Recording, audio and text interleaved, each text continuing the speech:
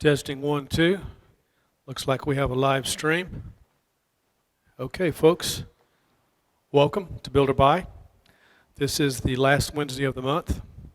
Been a crazy month, a lot of technology. Meeting starts at 1 o'clock. This is how to build or buy computers. We talk about building, buying, and upgrading computers. Today we're going to focus on laptops. Also a little bit about Computex, some of the things that have come out of that event.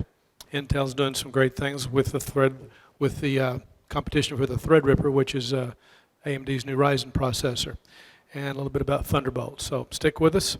You're going to see a lot of things happening on the screen while we finish getting set up. We'll be back with you at 1 o'clock. Thanks for joining us, and welcome to Build or Buy. We appreciate your support. And remember, this meeting is live, so you see it as it happens, and we hope you enjoy it. If you appreciate it, do a subscribe. Thank you for those that have. See you at 1 o'clock.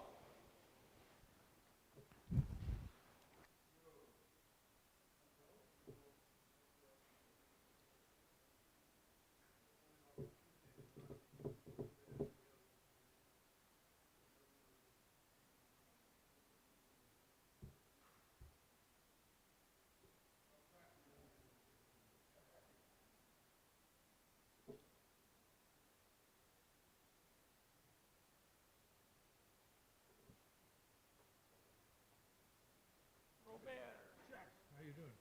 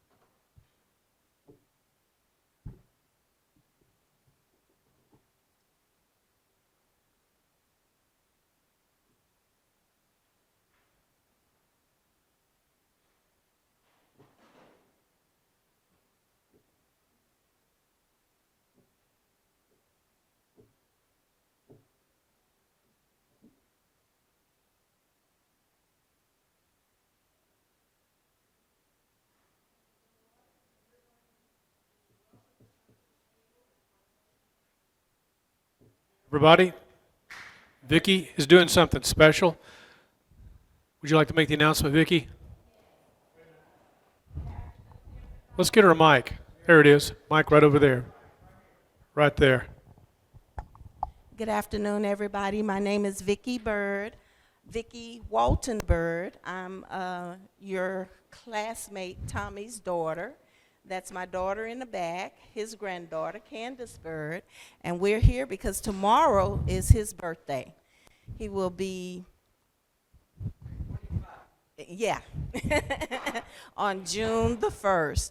So we brought in some cupcakes and some sandwiches and fruit. So please partake. If you already have your lunch, I have baggies so you can take something with you. Okay? So let's say happy birthday to Mr. Walton. Thank you. Happy birthday, Tommy. Thank you, And, Vicki. and Mr. Boyd, thank you so much for allowing me to do this. Yes, ma'am. This is a blessing.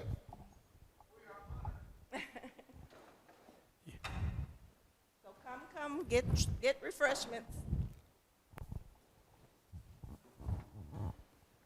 Thank you.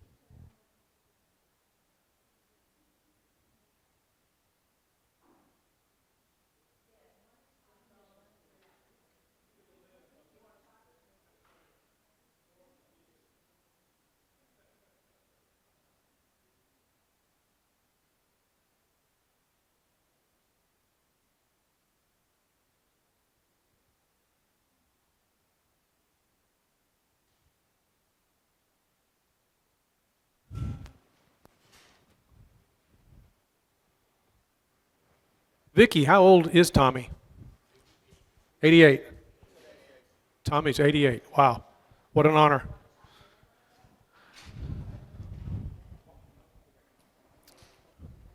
Vicki, thank you for sharing this special experience with all of us.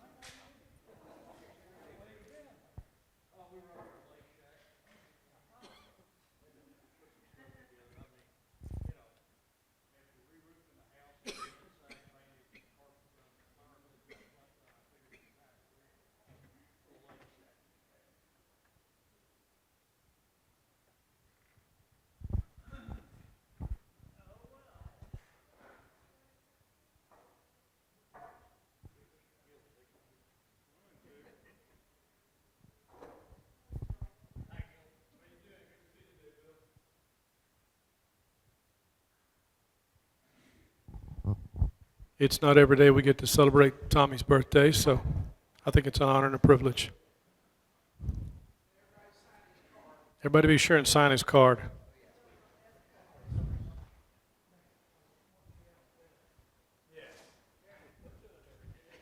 Yeah, why not? No, don't do that. I'm okay now. Oh, that's all right.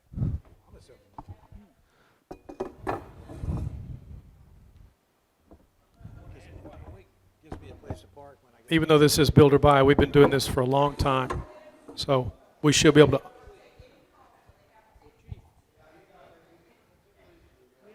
We should be able to honor our seniors.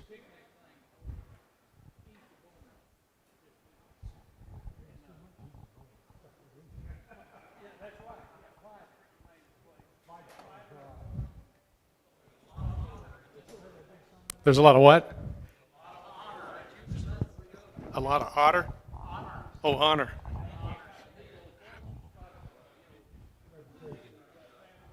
As long as we can still fit through the doorway.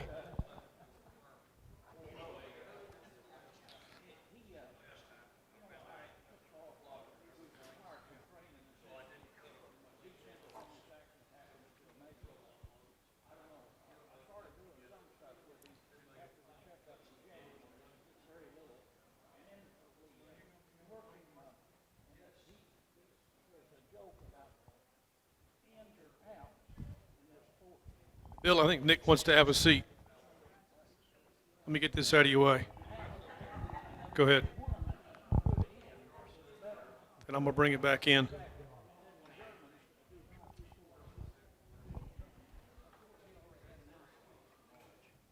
Oh, Nick, you can't sit down.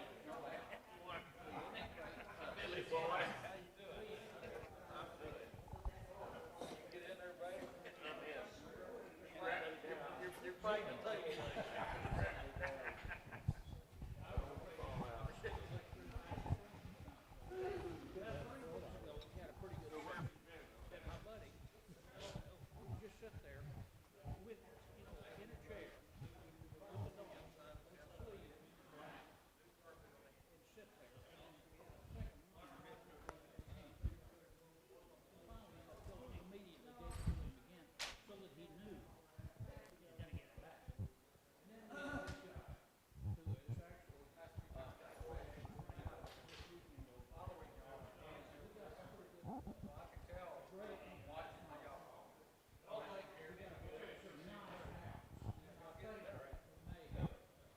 Achieved.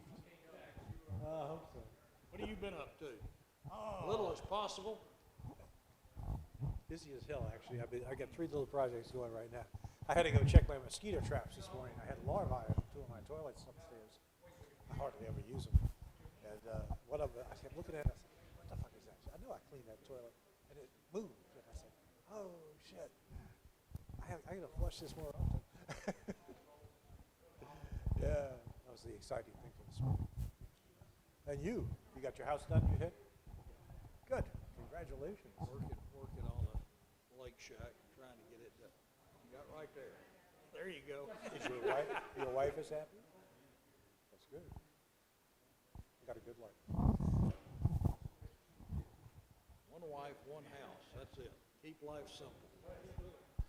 Yeah. That's frustrating to me. I've got a place up in Oklahoma, I'm just there like every 4 months. And the first thing is I know I'm going to be at some expense. Something. This time it was a commode. Okay. Last October it was a refrigerator. There was that refrigerator. I feel a complaint about it because that sucker, I wouldn't say as old as me, but I guess as old as my son, 45 years old or something. You got They your money's do worth. eventually wear out after a while. It had some oil dripping. I hope you didn't have any too much in it because they stink to the high altogether.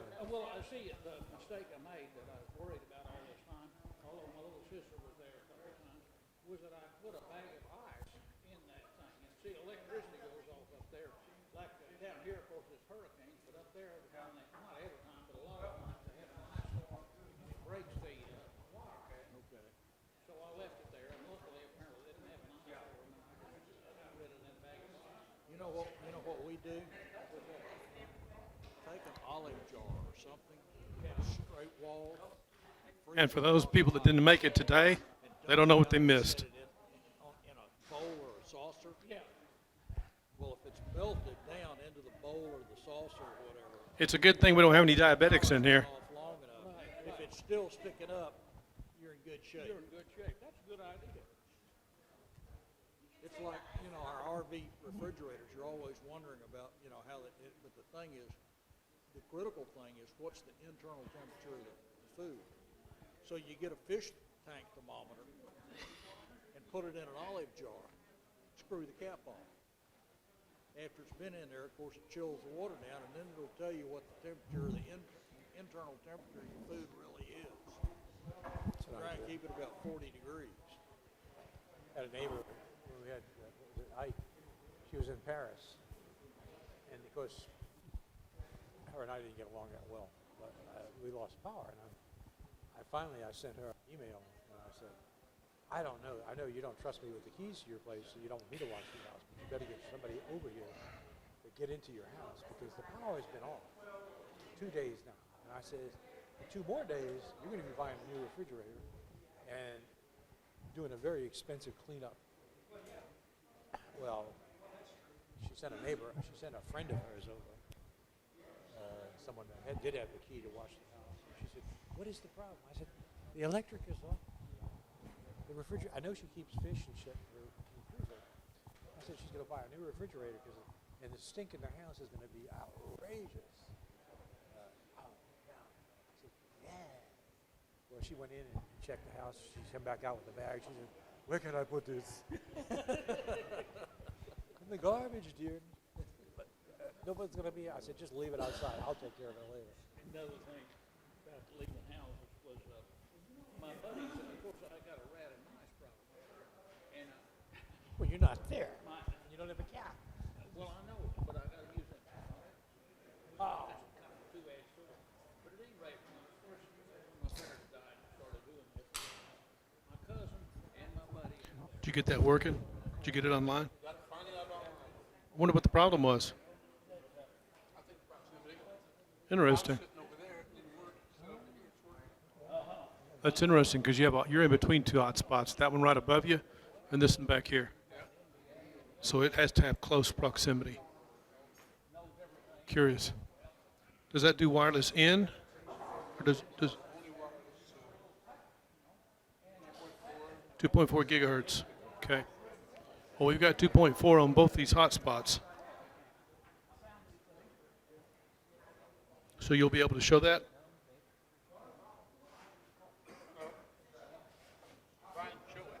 Oh, I thought you were going to talk about it. Okay.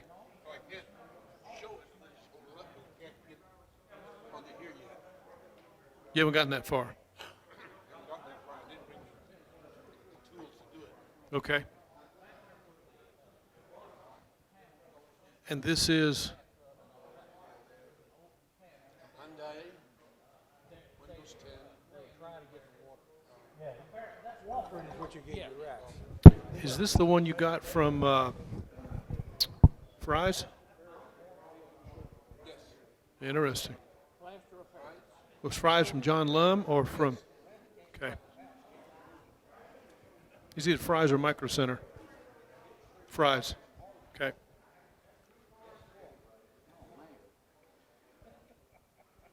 I think 10 minutes, folks. rattlesnakes, although I had an incident with that too. Rattlesnakes work. Ecologically sound.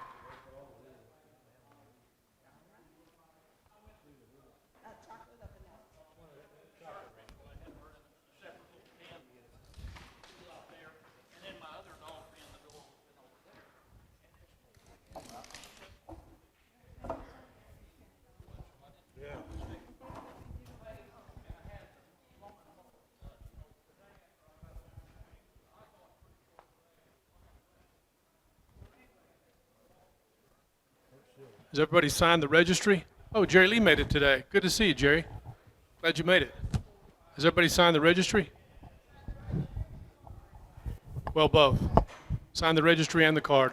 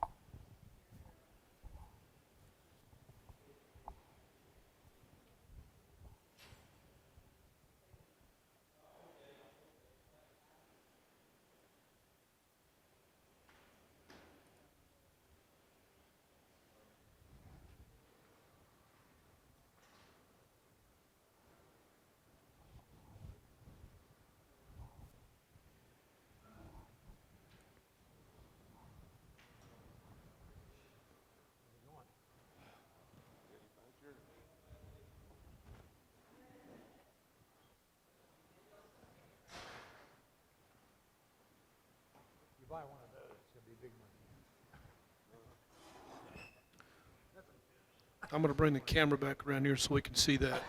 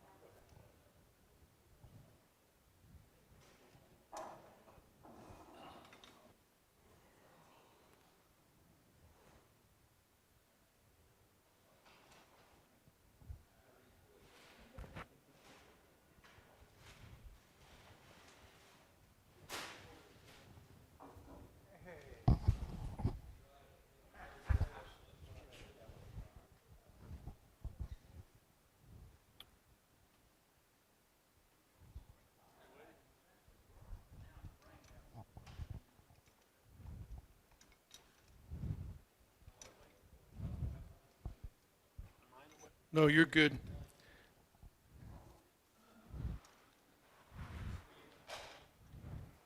These artificial plants are a little bit challenging.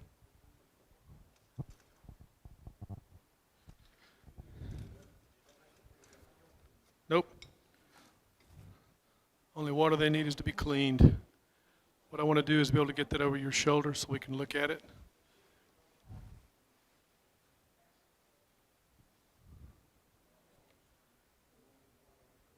Okay, we'll be able to see that.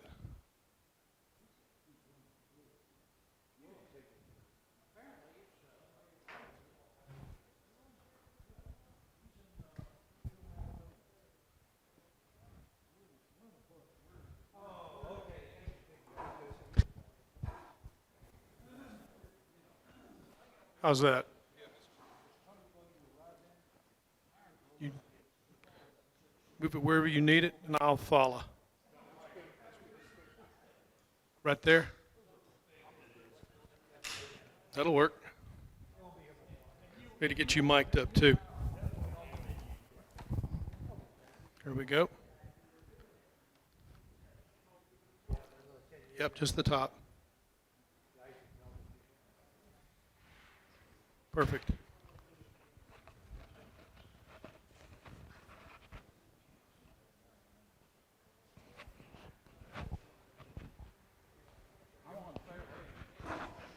Just remember, Lou, that's number 4.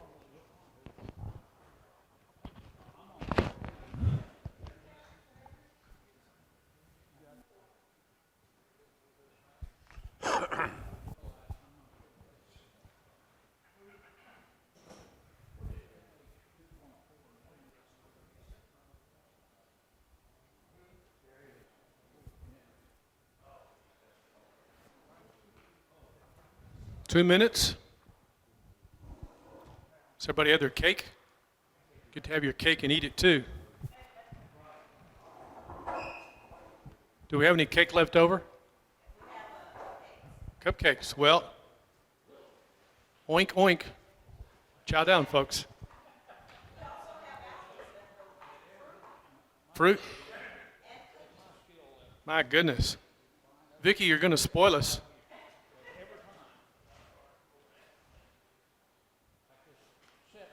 So, Tommy, do you say, this is how good I've been? Do you say, this is how good I've been? Amen to that. Based upon past experiences, that's when I started. I'd been shopping, but that's when I started. Because every time I go replace one thing at a time, I wind up buying more than if I'd have just.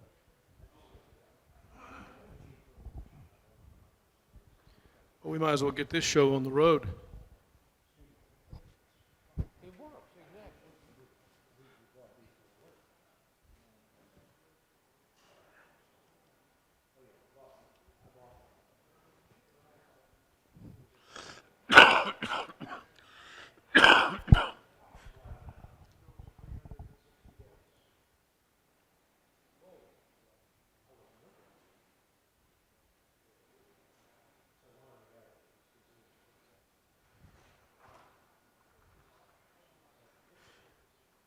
Hello, everybody. Welcome to Build or Buy. It's 1 o'clock. Time to get started. I think we've got our stuff all kind of set up the way we need it to be. We've got several things to talk about. Joe's got something we're going to start with. A little, well, I'll let Joe tell about it. Joe? Yeah, a few weeks ago, Lauren Paschal was here, and he had a new tablet that he liked. It was a Windows tablet, and it was put out by Hyundai. It's called the Hyundai Protocol X8. So it's an 8-inch screen. So I asked him how he liked it, and he hadn't figured it out yet. So I said, well, okay. I was thinking about getting one, so I went to Fry's to get one. He got his for $67. I went to Fry's to get one. They tried to sell it to me for $129. I said, no, thank you. And I left. They saw you coming. And so later on, I got a call from Ed Spinks telling me that Fry's now had it on sale for $64. So I went back to Fry's and I got it for $64. Well, I got it. I brought it up to the front desk, and she tried to charge me $129. I said, no, your ad said $64. She says, well, do you have the ad? I said, as a matter of fact, I do. Here it is. And I pulled it out of my pocket. So she gave me the $64 price. So I took it home and tried to figure it out. And I haven't really got it all figured out yet. But I do know there's some good things about it that I like, and there's some things I don't like. The things I like are that, number one, it's a Windows 10 machine, but all we knew that it was Windows 10, we didn't know what version. So I said, well, is it home, or is it tablet, or is it professional? You know, what is it? Just Windows 10. I didn't think there was such a thing as a Windows 10.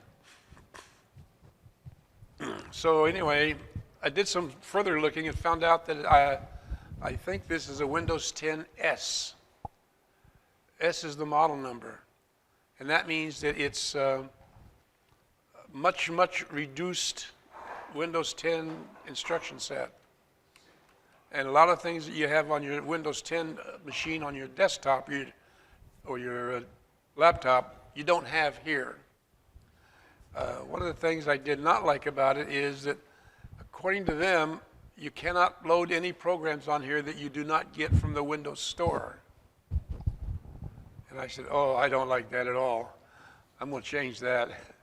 So one of the first things I did was load one of my favorite programs in a roundabout way. I finally got it to running. I put PowerDesk on here.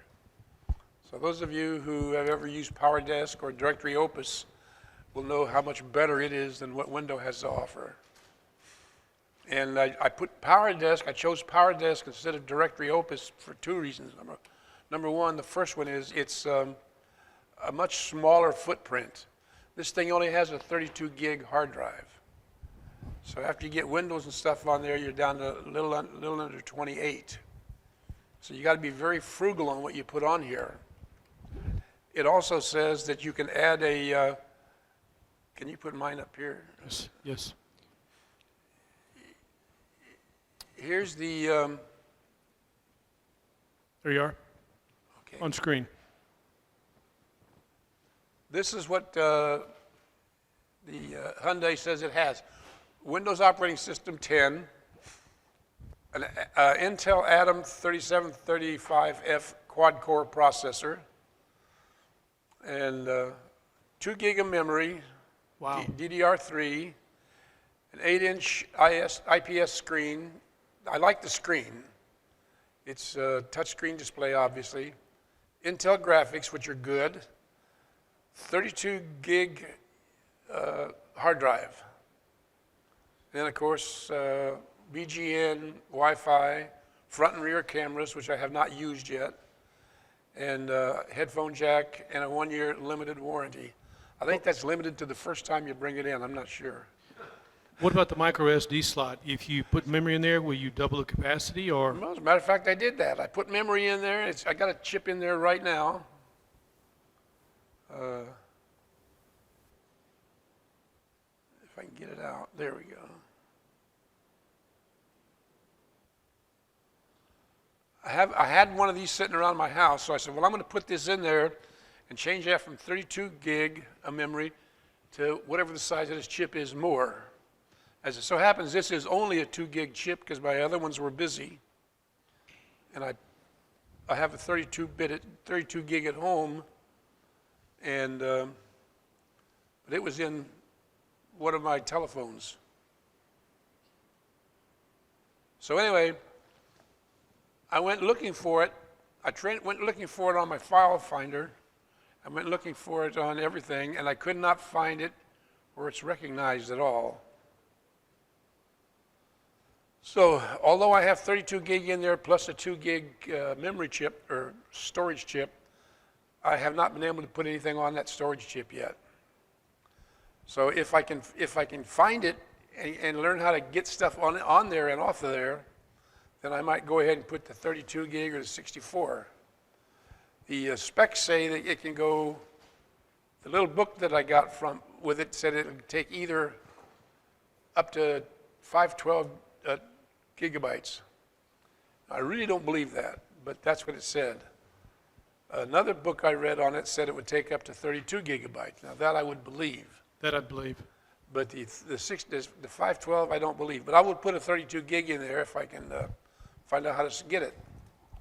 So like I say, whoops. This is a really nice screen if those of you who can see it. Better yet, I'll just leave it down here. You can see it here. And I have a password on here that I use. It's hard to remember. It's A. And We're capturing it anyway. yeah, well, no matter. There's nothing on here that you could steal that I would care about. I have no personal information whatsoever on this machine. and you finally got it on the network, but it had to have close proximity. Yeah, when I first came in here today, was sitting where Ed's sitting, and I could not get on any of the networks that were in here. No, The Ubiquiti 2.4 gigahertz yeah. hotspot. All three of them said no connection. Wow. Cannot connect. And so when I sat down here, I tried it again, and I connected the first time. Interesting. So I don't know if it's where I was sitting, and this is closer to the hotspot. I don't know. Yeah, because there's one hotspot back behind us, and then one hotspot in front of us, which is underneath. Everybody's underneath. So anyway, like I say, I put on mine, I put on, the only program I've been able to load so far is this Power Desk. And that does everything. Now this even finds the 2 gig drive that I put in here, but it's called 2 gig of storage. It's not called a drive, it has no drive letter, but it's got 2 gig of storage that this thing finds. So as soon as I find out how to use the storage, then I'll start playing more with that. Have you had a chance to try to throw the screen from what this shows onto like your TV? No, but it will do that. It will. My problem is I don't have a mini USB to HDMI or HDMI port. So if I had that, or cable or connector, I could do that, but I don't have that. And at this point, I'm not going to buy one because this is really not a long-term keeper for me. It's just a toy to learn how to work these things. It's a piece of technology, Yeah. and it's curious. What kind of use do you see for something like this? I don't know. I have not heard the sound that comes out of here yet, so I haven't played anything that would do that. So I'm not to that point yet. But supposedly it's got good sound, so I could see you could be doing YouTube stuff on it. Playing media files? Yeah, you could do your email on there because the screen's big enough for email. Certainly bigger than Books? Well, yes and no. Books, yes. I tried to load Kindle Reader, and it sent me to the Microsoft store. I tried to load Kindle Reader from any source that I could find on the internet, and they all sent me to the Microsoft store, which I did not do. So I've got to find my Kindle download and put it on a thumb drive, put the thumb drive in here, and then load it from my thumb drive like I did my Power Desk. Once I get that done, then I should be able to read Kindle books. Interesting. But until I get that done, if you want to use one of the Microsoft ones that they're going to charge you for, then, it's not a good deal. Now, I guess there are some free Microsoft ones, but I have not tried them yet. So as far as the practicality of this device, it's more of a novelty? Well, no, it's a novelty to me. But I mean, I don't even use my cell phone for internet. I figure if I'm going to go on the internet, I'm going to go on a laptop at the smallest or my Yes. desktop Yes. because I have bad eyesight anyway. And I want to see what you're doing. compare the size type on this thing to at least the size type on here, which is minimal size for me, and this is very, very difficult. Yes. You can see the size type is small. So it's got some uses, I'm sure, and I'm sure somebody else could find a lot more than I've found so far. But like I say, it seems like it's good. It has virtually no instruction sets. I've tried looking for instructions on this thing, how to do things, and I just can't find them. So there wasn't much thought putting into marketing this thing. I haven't seen it marketed at all until Lauren showed me his and told me about it. And I guess because there's no marketing, no data that you can put your hands on, he hasn't done much with his either. So I was hoping he'd be here this week so I could at least show him some of the things I've learned. But Hyundai Protocol X8. I think it has it on the back if we flip it over. No, it just has Hyundai on the back. Hyundai like the car. That's why I bought it, so it would match my car. Intel Atom. There you go. Yeah. Now, how many of you can say you got a laptop that matches your car? Put out by the same people. Not many, but it puts me in a category all by myself.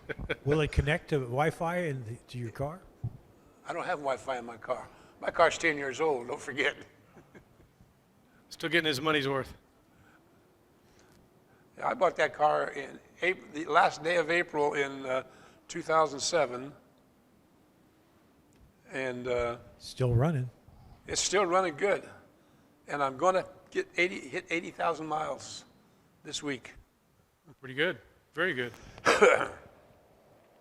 So no, it doesn't match the Wi-Fi in my car, which doesn't exist. So And this is the version of Windows. It has Windows 10S. Streamlined for security and superior performance.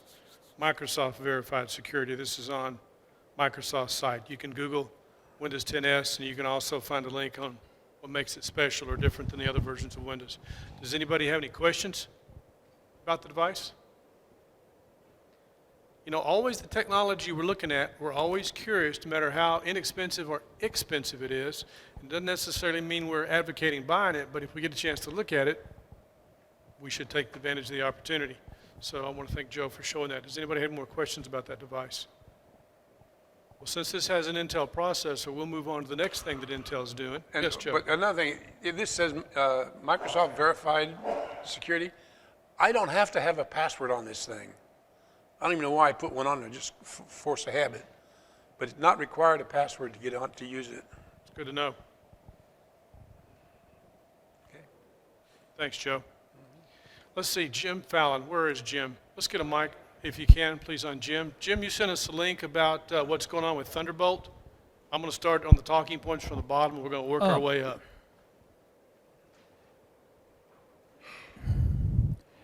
Can you tell me which one that was, number whatever? Well, I'll have to go back over and fix it because I was going to get you to talk while I went over and moved the camera. You mean the It's number- 18-core? No, about Thunderbolt. We'll get to that. We'll get to that in a minute. We don't want to give all of our goodies away. It's like we're not going to. That's AMD. Yeah, we're not going to give all the goodies away. Because right I now. sent a good one this morning. Well, every one you sent was good, but right now on the talking points, it's number okay. 52. There, I see it. Down there, number 52. It's Tom's Hardware. Intel brings Thunderbolt to the CPU and gives it away. In other words, it's going to be on the CPUs.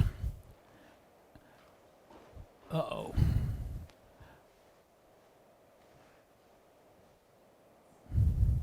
I can't be in two places at once, so keep talking. Well, that's all. It's going to be on their chips. Now, I got to find out which chip. You know, it's amazing it's taken Intel this long to do that, but to finally free it up where we'll have Thunderbolt everywhere. And Thunderbolt in the CPU, I think, is a good idea. Non-exclusive, royalty-free license. It's releasing it for public. In other words, anybody can use it if I'm understanding correctly.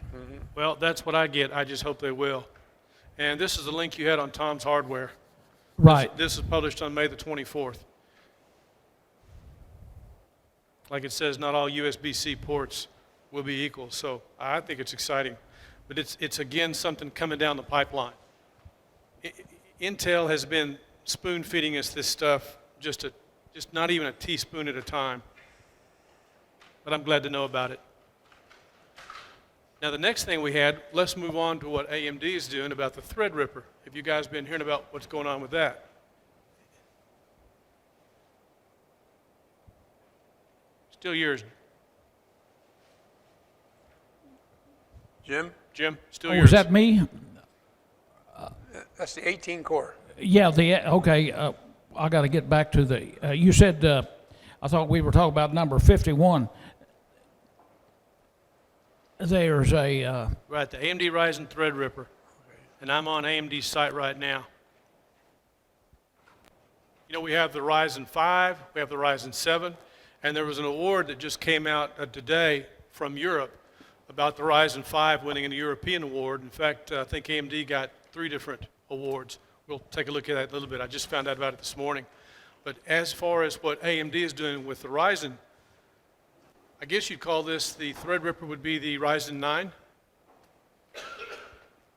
Let's go back over to that computer. Well, Threadripper just depends upon cores. The Threadripper up to 16 cores and 32 threads. Yeah.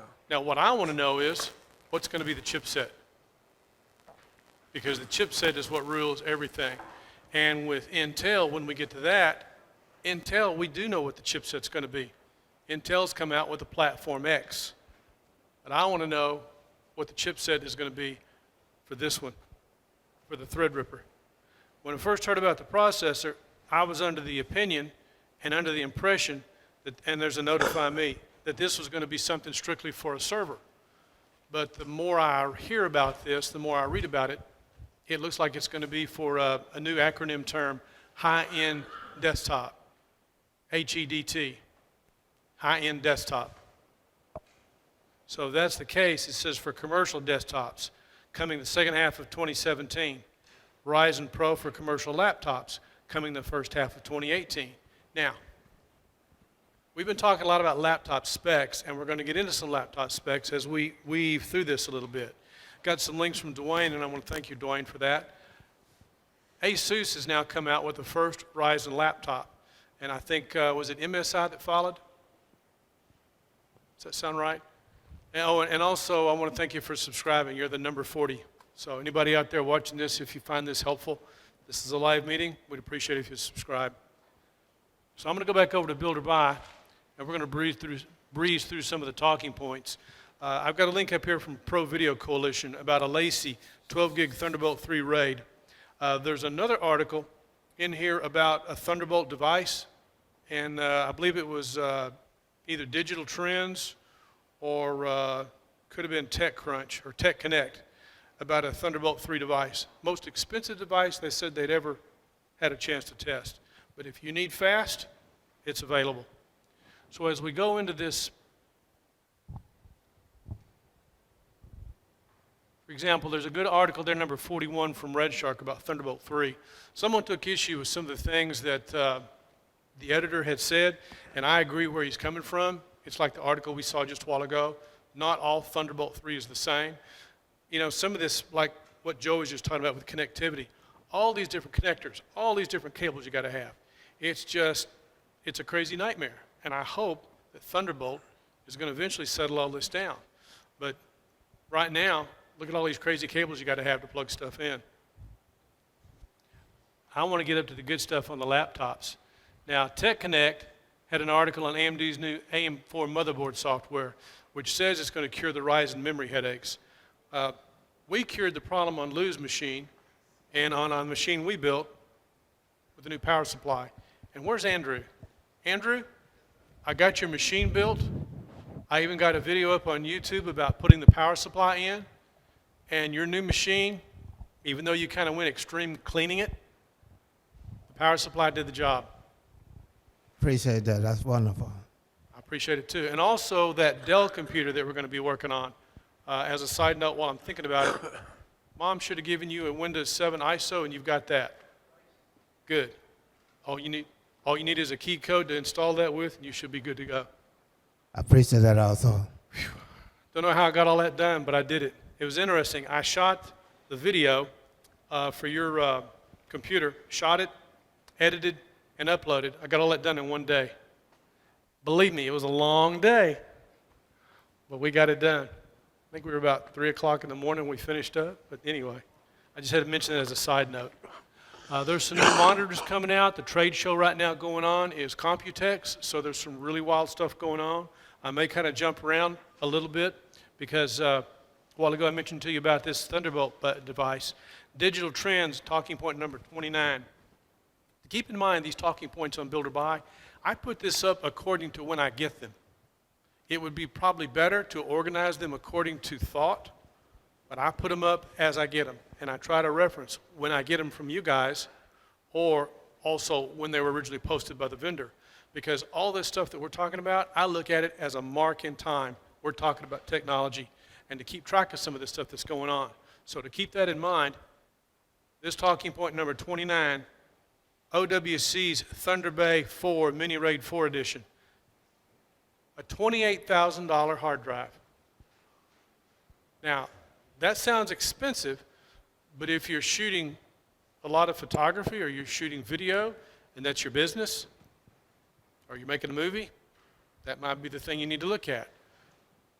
But as any of this stuff, whatever the price is, I'm always curious how long it takes for prices on some of these high-end products to come down so that we have something more accessible for the rest of us. Do you have any information on platters and On platters, so on? Yeah.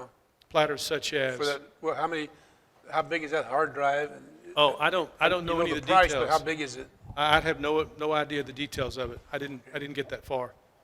Usually I have time to read all the articles that are up there, but because we just did that video shoot getting Andrew's machine together, that was I had hoped to have on-screen graphics today, and I had hoped to have the blue screen running today.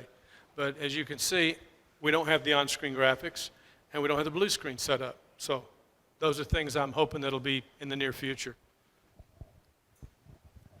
And there's also, for those that are interested in shooting video, a good article on Digital Trends about shooting, editing your own videos and vlogs. If you want to put something up on YouTube, Mel Babb's not here today, is she?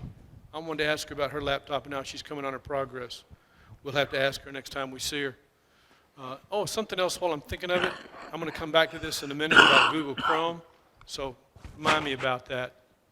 Another laptop that's coming out, a Red Shark.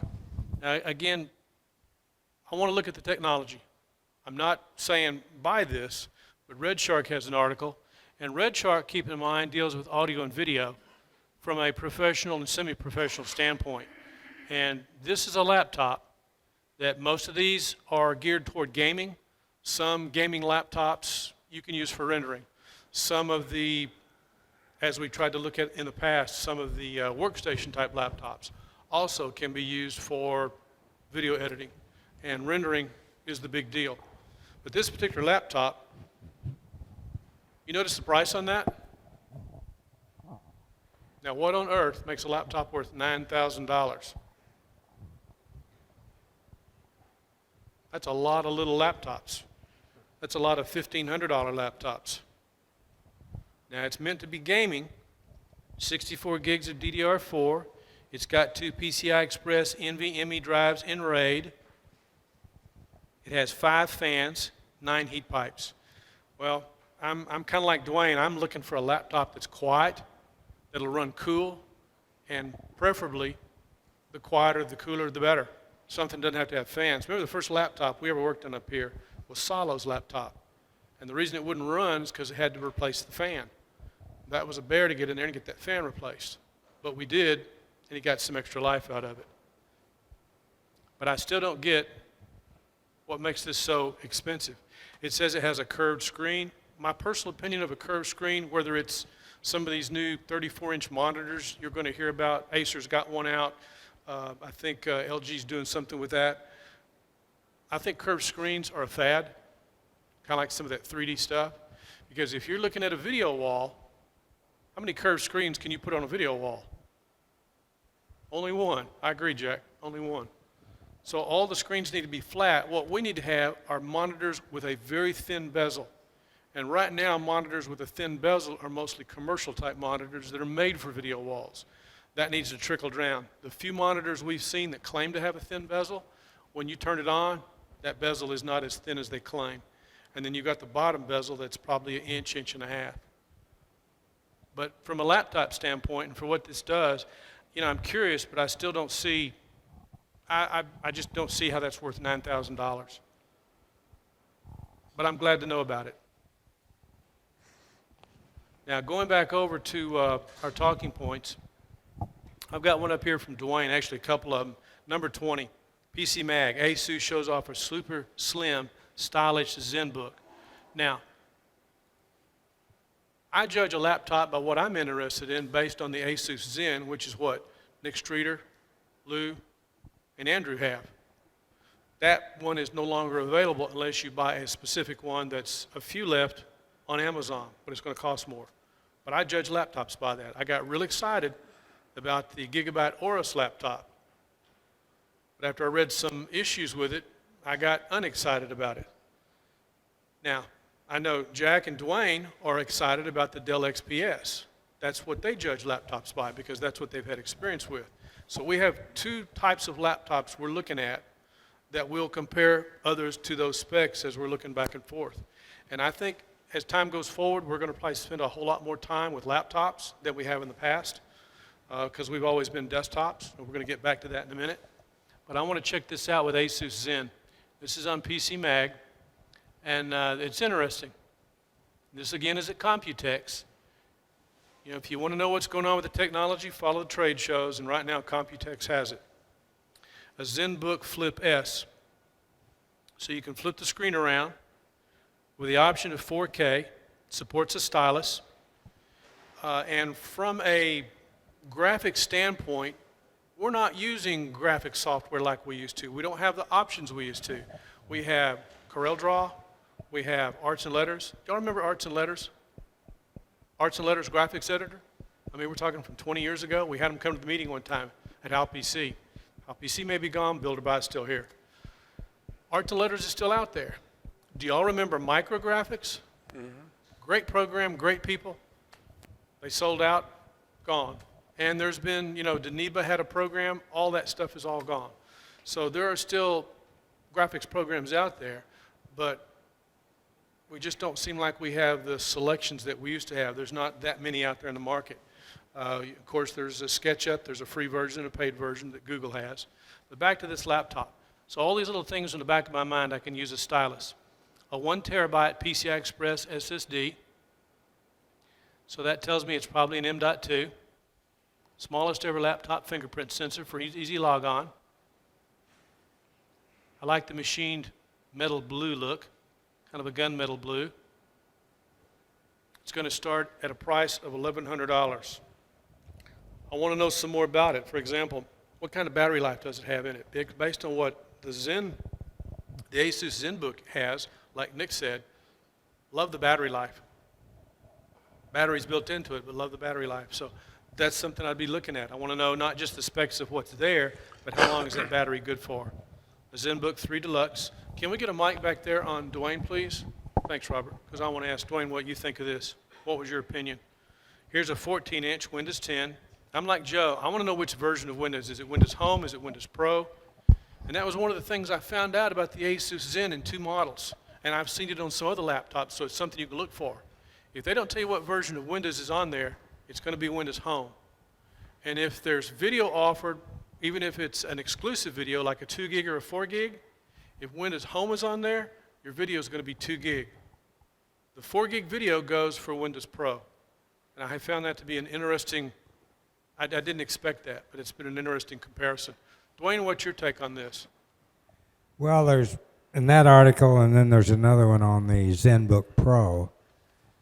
It looks to me like the Zenbook Pro, we definitely need to compare with the Dell Xps because it looks like very comparable. So, this new Asus Zenbook Pro has 2 USB-C Thunderbolt 3 ports running at 40 gigabits. Full bandwidth. Full Nice. bandwidth, yeah. So that's a big, and also they claim that they've doubled the battery life on it. So that's up to maybe close to 14 hours. So That's a big deal. that's a big deal. So to me, that definitely needs to be factored in. The other thing in the Asus, one of the models, and I've forgotten which, is going fanless. And, you know, the problem with fanless in the past has been the way they got at fanless is they cut the power on the CPU. Well, unfortunately, they're dancing around and telling you that this somehow is something more than the old CPU, and they gave it an M suffix to indicate low power, and the full power, 5 and 7. But I'm a little distrustful in that I don't really understand for sure how fast it is. So I think we're going to have to see when people get the product in their hands and are able to test the speed, if this thing is fairly comparable to an i5 or an i7 and it's fanless, I think that's going to that's going to be fantastic.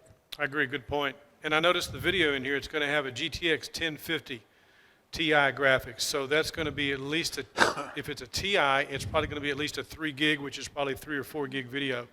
So that's good to know. 16 gigs of DDR4 and a 14-hour battery. How do you think that's going to compare with what you know about the Dell? Very, very close. Yeah. All I can see, Asus has really upped its game and is really very close. Just making a quick comparison, the only thing I could see the difference is in Dell's screen, it has a higher color gamut. This has got, these Asus machines are about 100% of sRGB, and the Dell is a little higher, but I have a strong feeling that most of us couldn't tell the difference, given our eyes, that I'm not sure that's really going to be a meaningful difference. And in fact, some people have said the Dell is over intense. The color is too intense, too much. Interesting. I guess it depends on what you're using it for. Yeah, exactly right. Yeah. Well, from what I know about the Asus Zen, even though it was a 4K, it was not a true 4K. So that could be an issue for some folks. And even at the resolution of 4K, we have issues with the operating system that it needs to be dumbed down because we can't get the scaling we need. We keep hoping that is going to happen with Windows. It's got to, because it's a very annoying on a high-end, high-resolution computer. Now, I answered one of my own questions, which I had for a long time, was how did Apple deal with the problem? Well, the answer is the way Dell dealt with the problem is they used what's called a Retina display, which is not 4K. It's basically closer to what the Asus Zen is using. Because they're keeping the pixels per inch down to a manageable size that they can manipulate the scaling. Interesting. Well, let's see. The other one you sent was Engadget, Asus Zenbook Pro, and we got a UX550 powerhouse with a 4K touchscreen. Now, that's an existing model, isn't it? Dwayne? That's an existing. I think it's an upgrade of an existing model, which, as I said, they've made big changes with the USB-C port, the Thunderbolt 3. And it is an upgrade. This too also has the GTX 1050 Ti. Folks, keep in mind, based on what we know about Netflix, I would consider that a minimum specification for video. The NVIDIA GTX 1050 Ti, because you've got to have at least 3 gigs of RAM. On the Ti, it'll probably be a 4 gig video. As we get back down here to the article, that's pretty much what we've got, 4 gigs. And there are some new chipsets that's been announced for mobile. So you've got a desktop a video chipset and you've got a mobile video chipset. I'm familiar with the desktop video chipset, and getting the desktop video chipset built into a laptop, that's what we have something for apples and apples to compare with. This new mobile chipset that they're coming out with, I don't know how that's going to compare for performance, because when I look at this, I have a pretty good idea of CUDA cores and performance, not just resolution, but say I'm going to stream or say I want to be able to render, because I'm looking at a laptop that not only can control our video switch from Blackmagic, but something that I can also render video with, like the video I did of Andrew's, where I could do something mobile, where I could do all 3 in a day shoot, where I wouldn't have to have a desktop computer. I can shoot it, I can edit it, I can render it, then I can upload it. And if I could do all that, because with the new laptops, you're going to have a memory card reader. And the cameras we're using, like the Canon XA35 or the Canon G40, an SD card. So I pull that SDXC card out of the camera, and I can put that right into the computer, copy those files off, and I can work. I like that. I think of it in terms of the workflow. So looking back over at this one, I like the thickness of it. I'm concerned about the battery. So I'd want to spend some more time looking at that. It's a 15.6-inch screen. Now, the machine that everybody else already had purchased was a 17-inch screen. Bigger screen, easier to see, but a bigger screen, bigger computer. Bigger screen using more juice, bigger battery. And a heavier weight. And it weighs more. And you know, you don't think a lot about how something weighs when it's sitting on a desktop, but I can remember when we went to Comdex, and I remember the weight of the pen was heavy. When you're like 10, 12 hours on your feet, man, I started shucking stuff quick trying to lighten my load. Had that big bag with all that stuff in it, that big phone we had, our Nextels. I was like, this pen is too heavy. I got rid of it. I remember those days. Something to think about. So there's some more photos. I'm going to go back over to Build or Buy. So that's a couple of them. There's some stuff going on with the desktops. And right now it's all about the CPU. We've got an interesting war going on like we haven't had in, I don't know how long it's been. I'm excited about what AMD is doing. I love the RYZEN machines we've built.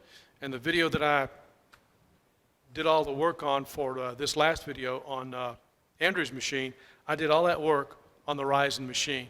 And I had all 16 threads, what looks like 16 cores, but all 16 threads running because I have I'll call it a very old video card that's not doing any of the processing. Later, I'm going to change the video card, but I want to see what I get. And right now for that video, which is about 33 minutes, I am minute for minute processing. 33 minutes took about 33 minutes to process. I'm going to see what's going to happen when I change the video card out later and see if it'll render any faster. Time will tell. I've also got some stuff up here on HDR. If you want to understand the HDR format, it's on RedShark. A couple of more from Dwayne that we got on some SSDs. Western Digital is coming out with an SSD. What did you get out of that, Dwayne? Dwayne. The new SSD from Western Digital. You know, like anything else, it looks like good performance specs, and I guess it's going to be a question of what the price is. Western Digital's always had a pretty reliable product, so it'll just be a question of how well they fit in the price spectrum. You know what I'm curious if you'll notice? Western Digital is putting this stuff out under the Western Digital Blue label. None of this is under the Western Digital Black label, which tells me there's still room to do something on the higher end. Maybe I'm wrong, but that's my perception. Right, and the other thing is they're continuing the SanDisk label. They're going to continue to make Western Digital and SanDisk label. It's two separate products. As two separate products. I like that. I've used SanDisk memory and I've had good luck with it. That's interesting. The M.2 2280. SanDisk doesn't. Both 2.5-inch and M.2 formats. 500 gig, 1 terabyte, and 2 terabyte. I wish those 2 terabyte M.2 drives would come down in price, but again, that's going to take time. Now, it shows the performance, 550 megabytes, 560 megabytes. That's on the low end for speed, but you know, price and performance, it's always a battle. Glad to know about it. And again, this stuff coming out right now, the first products we're going to probably hear about are supposed to be coming out in June, and June is like tomorrow. So, for example, on Gigabyte, you go to the Gigabyte Aorus website. I went to the Aorus.com last night, and it just sits there and spins, and nothing happens. I got an email from Gigabyte about the new the new X platform, and the new chipset for the Intel X platform for this new i9 processor, which is going to be a beast, and it won't be cheap, is going to be an X299 chipset. X299.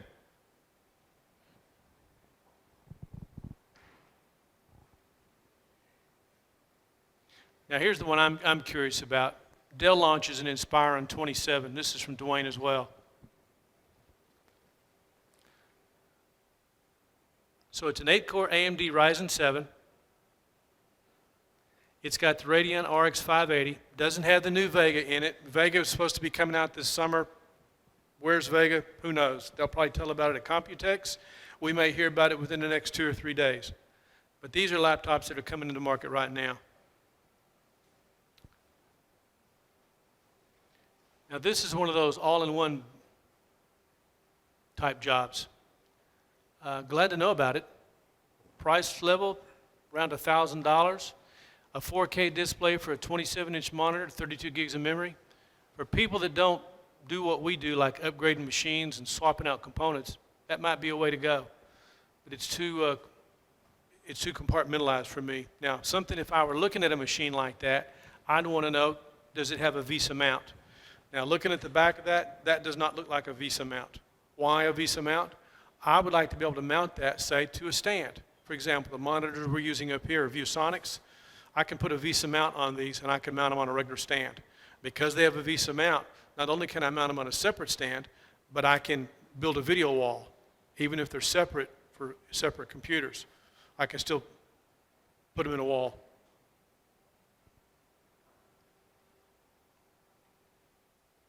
That's the kind of computer that's going to show up probably at like Costco. And they're showing specs on a couple of them, a Ryzen 5 and a Ryzen 7. I'll zoom in on this. I love the wattage, 65 watts.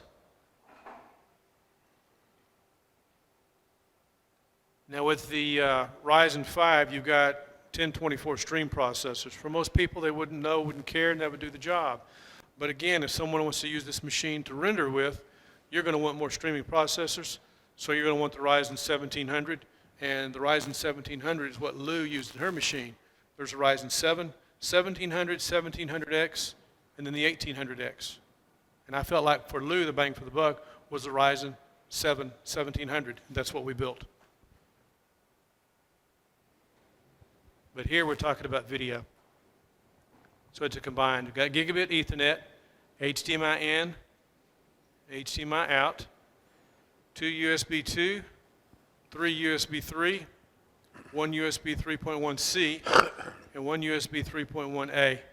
The 720 webcam, I'm surprised that's not 1080. It's got an SD card reader. Windows 10 Home. Not a big fan of that. That's my opinion. You know, all these things we can do and change, but if you're going to spend that kind of money for that kind of box, I want it set, ready to do what I need. And the kind of stuff we do for rendering, we've always used the Pro version of Windows, just simpler. Yes, we can change it out, but you know, when you spend that kind of money, why should you? So I'm going to go back over to our talking points.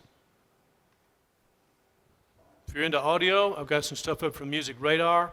Now, Jim Fallon, let's get a mic on Jim. You were telling us about the Monster 18-core i9. What's your take on that article? This is a new Intel 18-core i9 teraflop speed consumer chip. Yep. I got to get down here to the price. Did they give us any idea of the price yet? Yeah, no. $2,000? Yeah, okay. Okay. This is My guess would have been $1,800 Yeah. to $2,100. So well, the largest one is 1900, and then on down here, there's one for $999.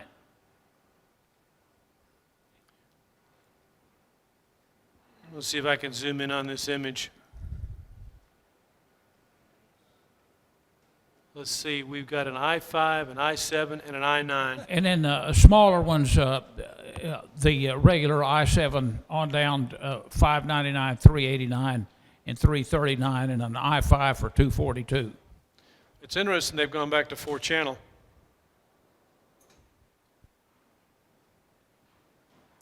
Now that's jumping because the web page is jumping because they've got other stuff going on. So let's see if that'll stay put. What I'm looking at is the i9. The top one has 18 cores, 36 threads, $2,000. And it's a socket 2066.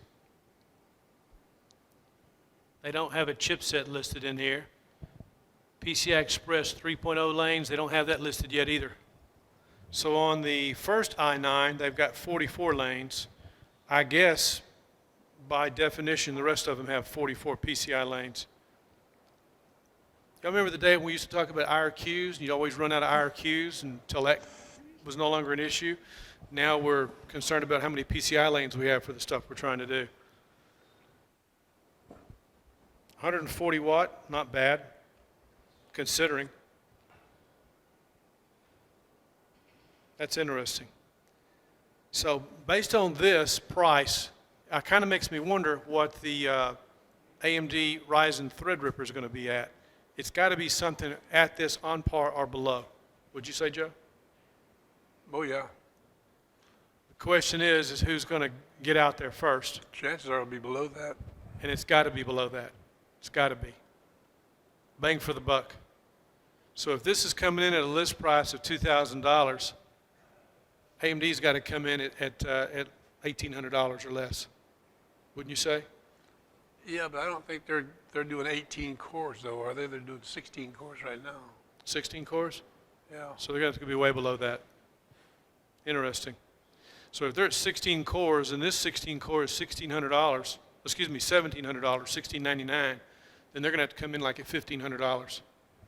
$1,500 is still steep for a CPU, in my opinion, when we've just built a Ryzen 7 and paid $400 for that CPU. You know, like they say, as soon as you get it built, Bill, everything old, just as soon as you build it, kind of like a new car when you drive it off the dealer's lot, it's already depreciated. It's already lost its value. Let me zoom back out on this. So if anybody's interested in this, this is on ZDNet, and I'm trying to get their screen to go away. Doesn't want to do that.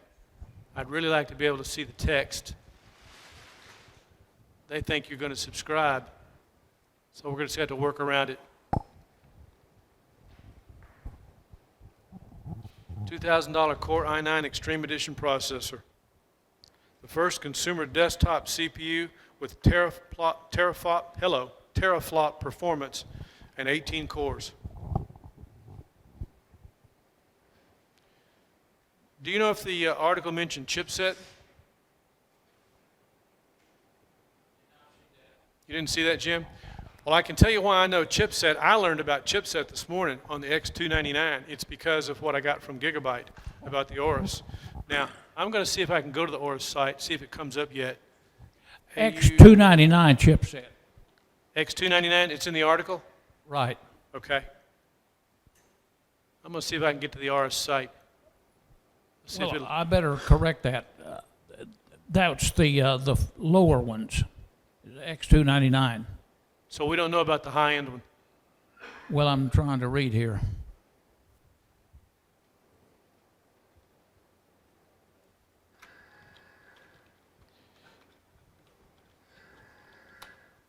Let me try Gigabyte Aorus and see if I get anything different with that. Okay, there's the Aorus website. I'll try it again.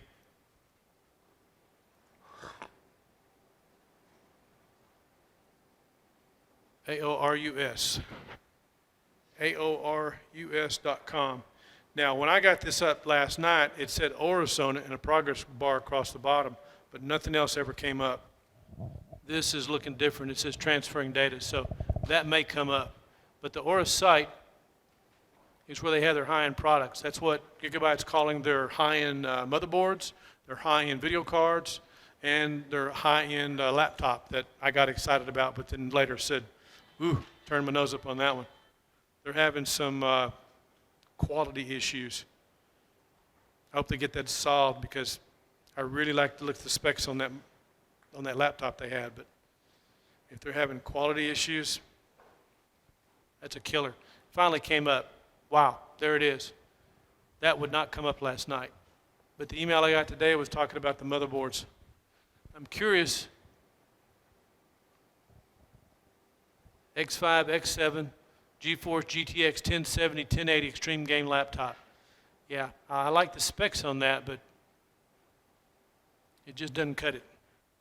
I'm going to go back over to Build or Buy. Got too many things up right now. Let's get rid of some of that. Give me just a minute. Directory Opus that Joe was talking about a while ago, Windows 10. And let me get Build or Buy back up.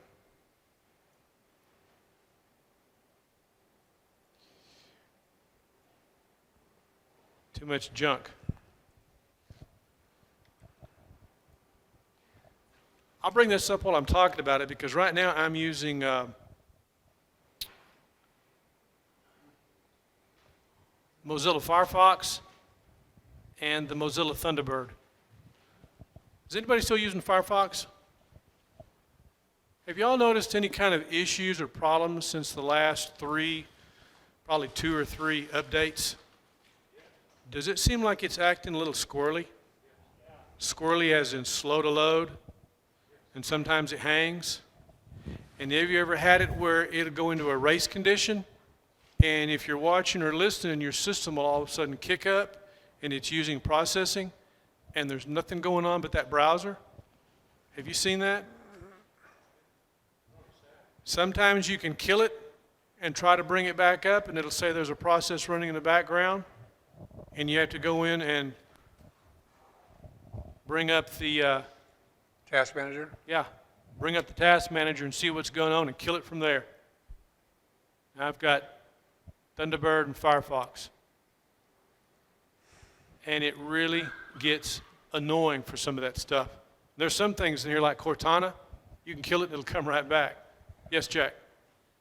Is anybody using the syncing function of Firefox to sync it across your devices?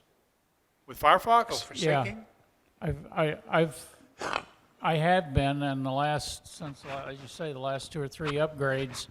When I go to sign up for syncing, they always send an email to verify that you've signed up for it and so on. Yes. And the emails I get from them are just blank. There's nothing to click on to verify. Well, that's interesting because it kind of makes me think that someone must be out to lunch. The problems I was having on the main machine, for example, a couple of weeks ago, it took me 5 hours to try to mix it with one page to put up on Builder Buy. I'm okay with a couple of hours, 2.5 hours, but 5 hours? So I got to doing some monkeying around and looking. Finally, I decided, this just ain't working for me. I installed Google Chrome. Wow.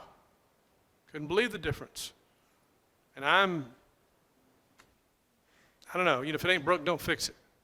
But after the problems I've had with that one computer, and it's happening here with this one too, you bring up a lot of windows and it starts getting even more sluggish because it's just chewing up resources.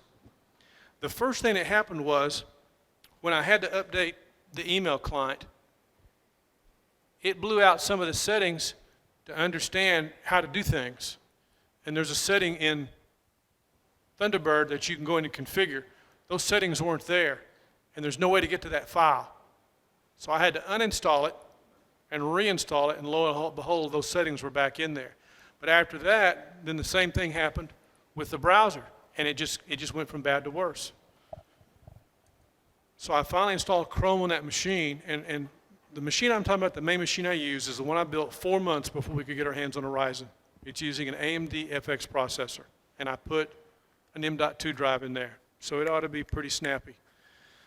But it was getting so horribly slow to get web pages up, and I'm still having trouble with the email client where sometimes, for example, last night, I closed it and couldn't get it back up. I had to reboot the machine just to get the email client to work again. So I don't know what they're doing over there, but somebody's screwing things up. So anyway, I changed that browser to Google Chrome, and I had to go back into the settings because when you're not using Firefox, Thunderbird has that setting set to continue to use Firefox. So I had to go into Thunderbird and change that setting I'm talking about to specifically use Google Chrome, and those links just started snapping. And I'd get up 30, 40 screens, and I was still just smoking. So I said, this is interesting. So I am now slowly transferring over to Google Chrome. Chrome's looking better all the time. Yeah. And a lot of people over the years have talked about Chrome. Some have talked about the issues. But based on the performance of what I've seen with that one machine, I'm going to start transferring all the other machines over to Google Chrome. Now, when you log in with your Google account, all your settings that you were talking about should automatically transfer to the other computers. Now, I'm okay with Google doing that. Not a fan of Microsoft doing that. I just don't want Microsoft having my data. But I'm right now sold on Google Chrome. Why is it okay for one company to do it and not another? I got to visit Redmond one time, That was back when Windows 95 came out. And a lot of the stuff that we're seeing that's going on, I can't imagine what they're doing now. Joe? I just synced my Firefox. It sent me an email, I clicked on it, it went right in. I used to never have any trouble with it, and now I have the same problem on all 4 of the machines I try to run it on. Interesting. So a lot of us, you're having the same problem. I've never tried to sync the computers. I like all that stuff separate. I have a computer configured to do one thing for a reason. You just tried Firefox, it wouldn't sync, You just tried Firefox, Ed? and it wouldn't sync? Wouldn't sync for you. Whatever settings you have on that one computer, when you log into another computer with that same account name and password, all those settings will transfer over and sync. All the Firefox settings Right. in this instance. Haven't In been other words, there? all the tabs you've got open on one machine will all be open on all your machines. What we need to do sometime is demonstrate that and show it. I should bring my, I haven't tried cranking up my computer on this network. Maybe it's a network problem that I've got. At home? Yeah, because it does it on all 4 machines, but if Joe just got it to work here, and if Ed did, then maybe it'll work here. Ed, did you, Ed? Oh, Couldn't be a wireless versus hardware, is it? Wireless versus hardwired. Shouldn't be. Jim? Oh, what happened? Oh, Joe's off. Oh, thanks. I have both wireless and wired at home, and won't work on either. Now, whose network are you relying on? Do you have your own router, or are you relying on their wireless? Well, I have the Comcast gateway router, of course, and then I have my own router plugged into that. So that should eliminate that issue. You're on your network. Yeah, my own LAN. Don't understand why that's happening. Thanks, Jack, But when these little issues for come the up, email. But that doesn't do it. Oh, it doesn't? Okay. I just glanced I at got it. that, but it doesn't do it. As a matter of fact, if you check this thing out, this is not really the one that I have. Let me show you. there's a lot of things we do that we share, and when we know stuff that works, that's fine, but when we have things that don't work, we learn a lot more from that. And these little issues, when they come out like a side note, are a big deal. So if I can't bring up a whole bunch of stuff in a browser, like I have for a very long time, and the machine is just running to a crawl, and it's a powerful machine, something's wrong. Clean install of Windows, clean machine, clean, everything's been installed clean, and for this to be going on. So Google Chrome, here I come. I like it.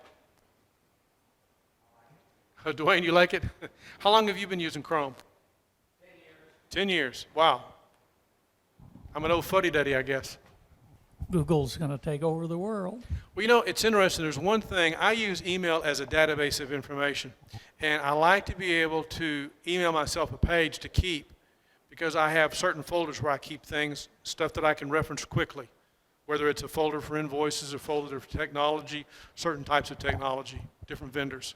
So that ability was not there in Google Chrome. But I have a link up on Build or Buy, someone who said, you turn on the home button and you put this JavaScript to execute when that home button is there, so when you click on it, it'll do what you want to bring up your program. So I've done that, but I still find myself hitting the keyboard shortcut that I've been doing for umpteen years to bring up the menu to say, for example, I hit the Alt key, and there's the file menu. And then I say, email me the link. I don't have that in Google Chrome. So I had to turn on the home button. It drove me nuts for a while to figure out that because I couldn't back up a page on it. You couldn't back up. Yeah, there's no left arrow for backing up to a previous web page. I hadn't thought about that. Can you do a right-click back? It's option arrow, or either option or command, I'm not sure. One of those 2 buttons. And see, Left arrow. that's an interesting system of workflow because I can either do that with the keys, with the backspace key, or I have a 4-button mouse. And I use those other 2 buttons for forward and reverse. That's an interesting point. Your Chrome doesn't have a backspace key button? My Chrome does not have a left arrow Mine does. that I can go back to a previous page. It's up at the top on the second line and the far left is Yeah. your back Is it? arrow. Okay, well, maybe I'm just too dumb to find it. Under the word Google. Or on By the mine. way, I have to correct, I haven't been using Chrome for 10 years. It's only 9 years. It came out in 2008. 9 years. Wow. But anyway, either Option or Command left arrow will do it. Let's get a mic over there on.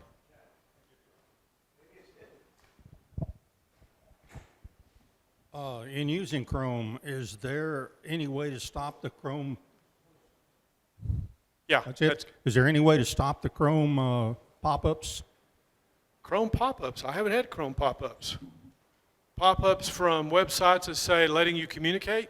Well, I've got an acquaintance that she just started using Chrome, and he's just real ticked over the Chrome pop-ups coming up. And he asked me how to do it, and I don't know. And Dwayne? The Chrome, there aren't pop-ups from Chrome. There'd be advertisements from your websites and other things like that. But Yes. they're- Oh, okay. Yes.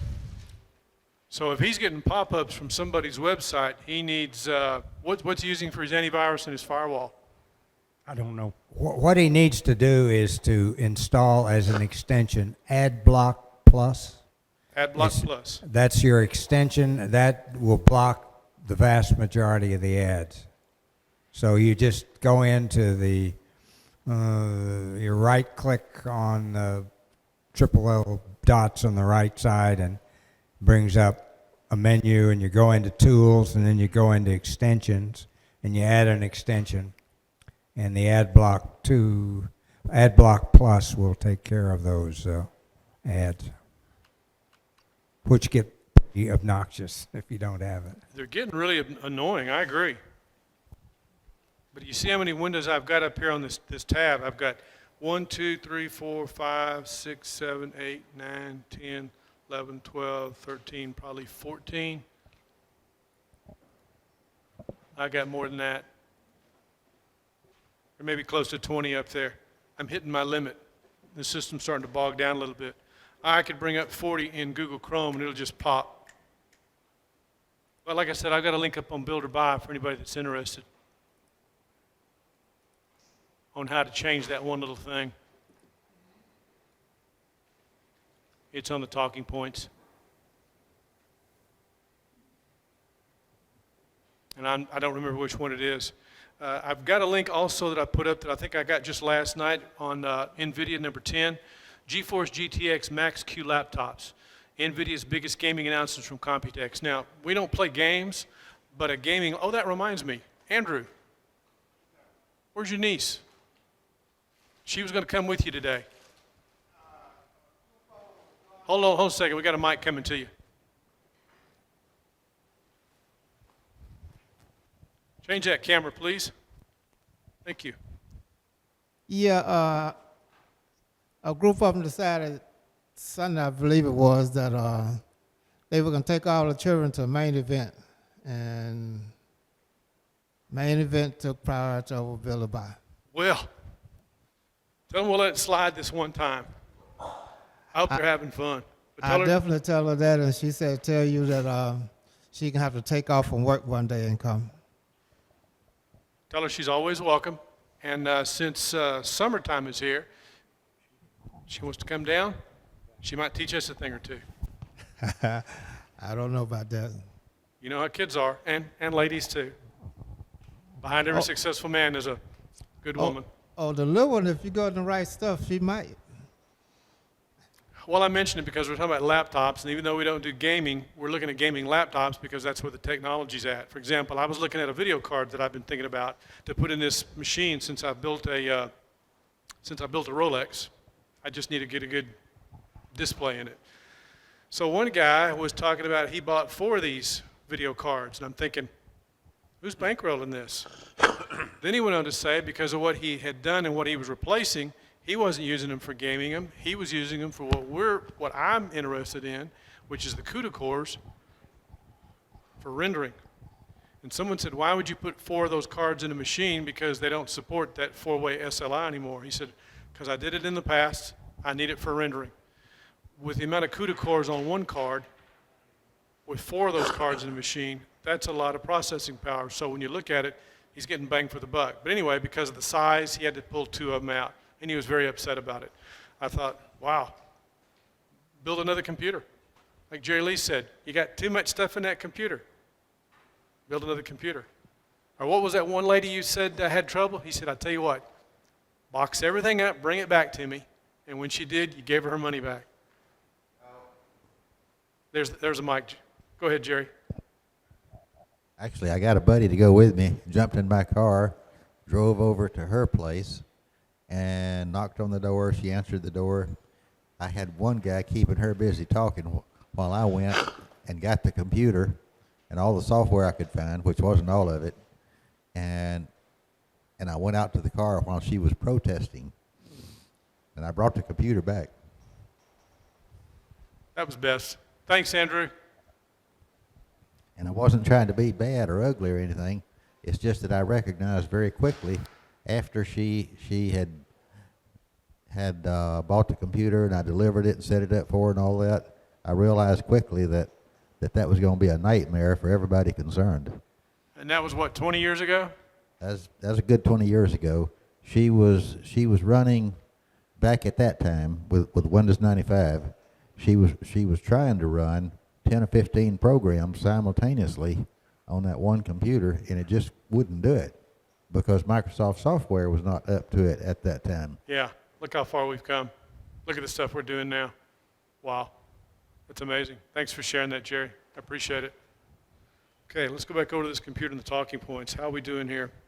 Let's see. Now, this thing that you had, Joe, is a Hyundai? Yeah. Can you put my computer Yes. up just for a Put second? you back up. What have you got a picture of? Jack sent me a picture of this manual that comes with it, and I've got this manual at home, or I got this picture at home. I downloaded it. But you notice right here where it says HDMI port? Oh. Didn't know you were going to do that, Lou. Right here it says HDMI port. That does not exist on my tablet here. No HDMI at all. No HDMI. The only thing I got is just one mini USB or micro USB. That's Interesting. the only thing I got device I've got. Micro USB. What about the headphone jack? No headphone Well, jack. that's headphone jack right over here on the left. So It's got headphone that. jack, micro USB, and a micro SD slot. Yep. And I haven't figured out how to use this one here yet. Interesting. Because it doesn't call it anything but storage.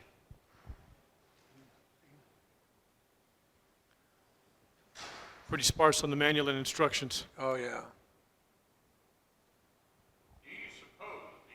Can we get a mic on John Lund, please? Where's the mic at? We want everybody else to be able to hear you, John. No, just a quick question.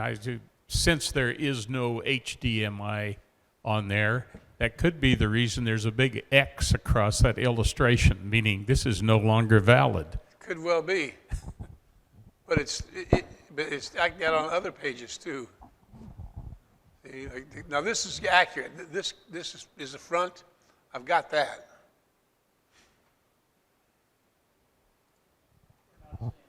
You got it.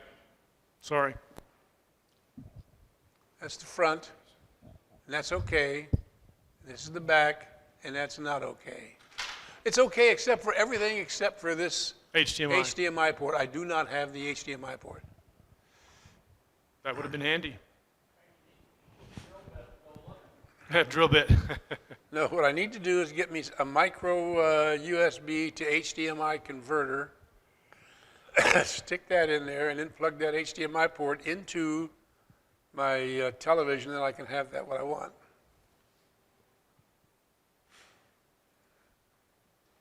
Thanks for sharing that. But that's a long way down the road. One thing at a time. You know, you'll be buying a cable that you probably won't use for anything else. I already bought one cable. For this? Yeah, Jack showed me years ago, Remember that one you bought for 88 cents over in China or someplace? Yeah. Can we get the mic over there, Jack, It was please? USB to micro USB. There you are, And Jack. at the time you bought it, we had no use for it. I use it every day on this thing now. Yeah, no, I use it on my phone a lot. Yeah. Yeah, you use That's it on what the I phone got too. it for. But at the time, kind of a rarity. And it was 88 cents from China, free shipping. Wow. What did it take, 6 months to get here? No, like a week. Not bad. Quicker than. JB, you got a question? Different thing. I got one of the that I subscribe to.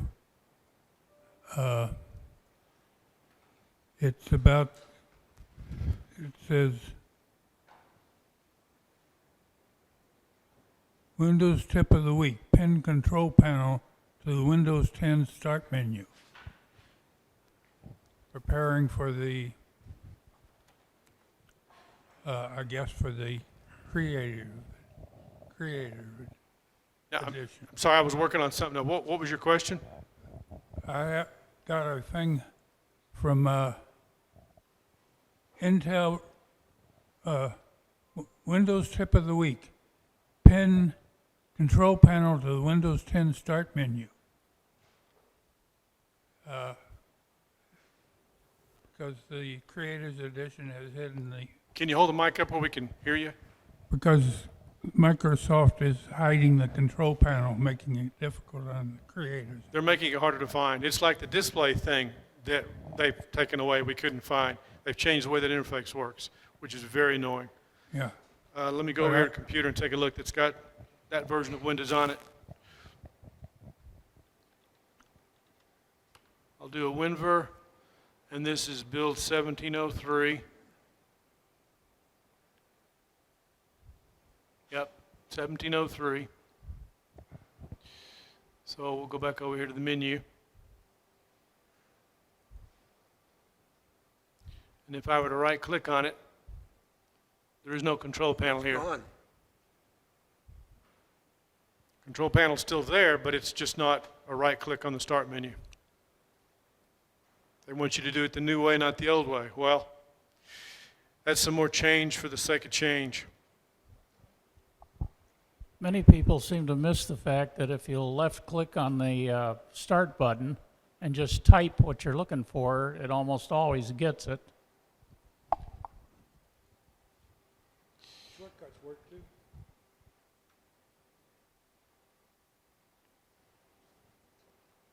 Whoa.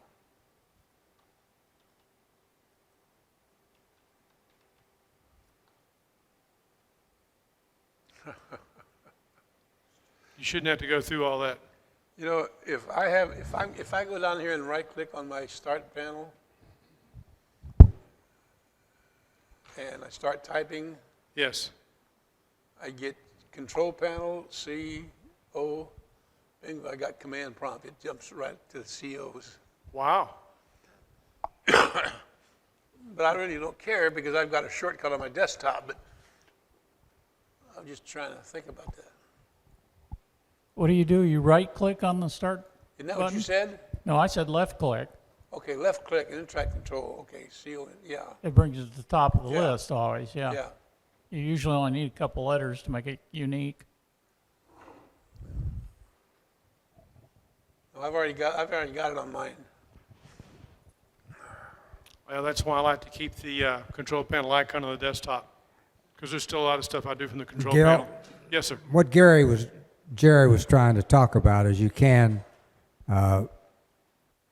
put the control panel as a shortcut on your start menu.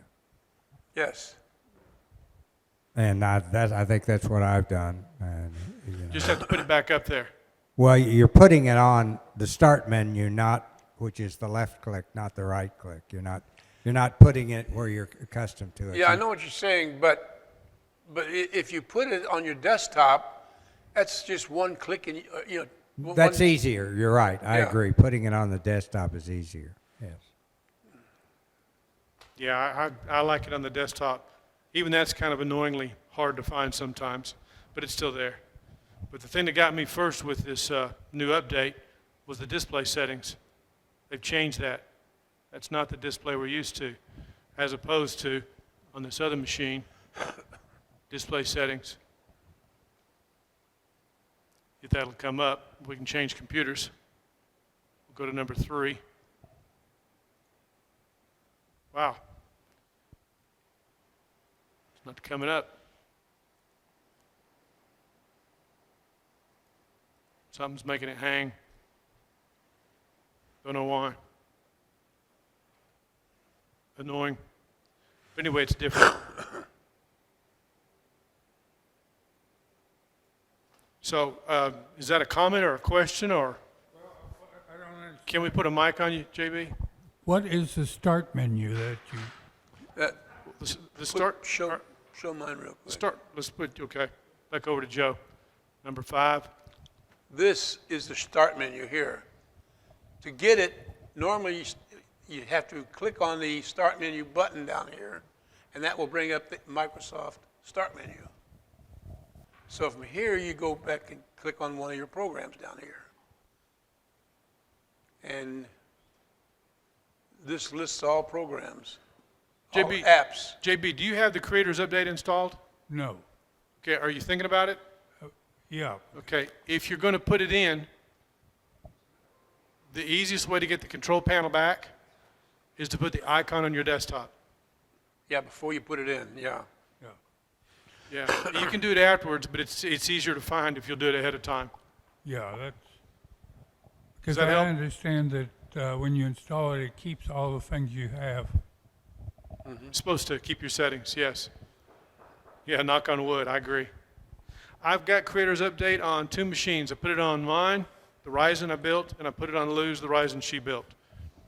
The problems we had with Lou's was all power supply related. It's working fine right now. So there's some things I don't like about it, but here we have the Windows 10 Creators Update, and then there's the Windows 10 Fall Creators Update that's going to be coming out, I think, September. Does that sound right? Yeah. Some more changes. So it's get ready for it.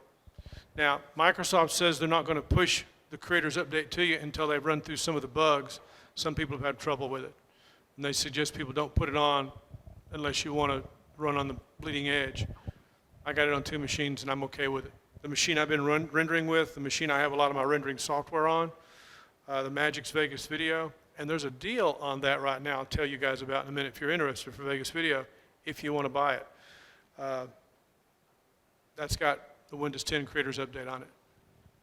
So I had to do some time comparing a couple of machines, figuring out where my stuff was to get everything back because it was the new setup from the get-go.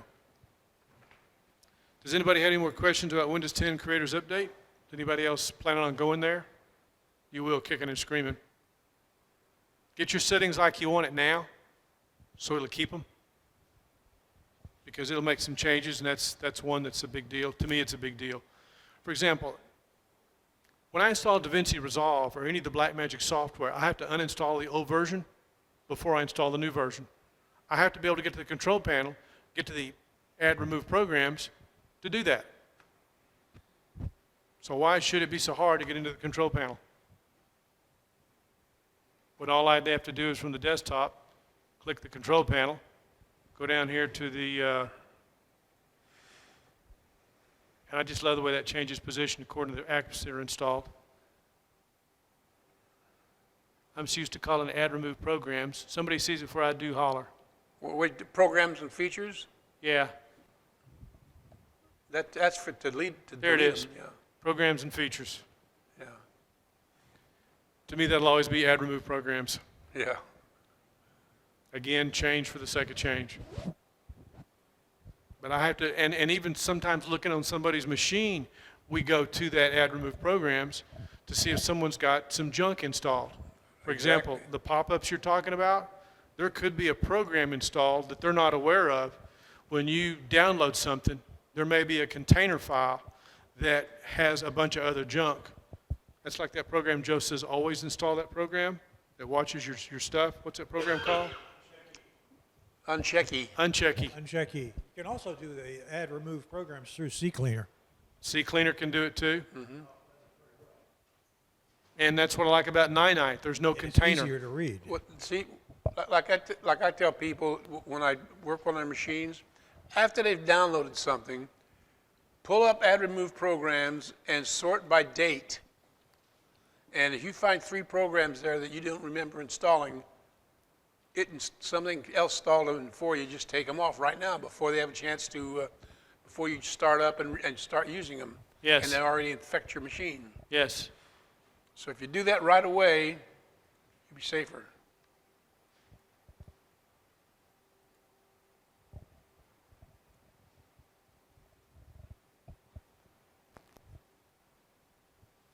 Has anybody installed the new version, the beta version of Davinci Resolve?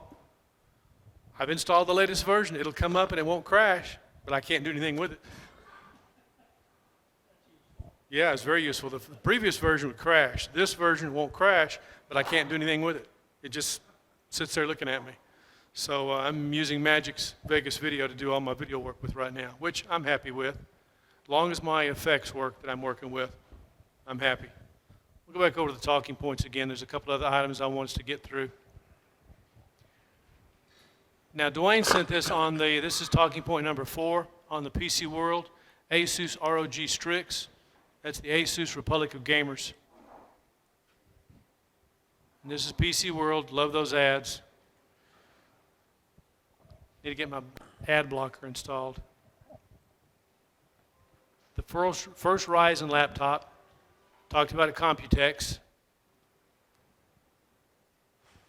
The notebook doesn't pack one of AMD's hotly anticipated Raven Ridge APUs, expected to launch this summer. Tomorrow is this summer, folks. Also appears to mark the mobile debut for the new Radeon RX 500 graphics chip. Well, you know, the Vega is what we're waiting for. But anyway, an 8-core Ryzen 7 1700, that'd make a nice laptop. Because that's what we built Lou's machine on. Practically a desktop under the hood, top-end configurations. Available with 4K or 1080. I'm a little concerned about the RX 580 video, but it's got an IPS display. Says it's power efficient. Again, I want to know the battery. It's 10 pounds. That's kind of big. That's kind of heavy. A 512 gig M.2 NVMe drive, 32 gigs supports up to 32 gigs of memory. Gigabit Ethernet.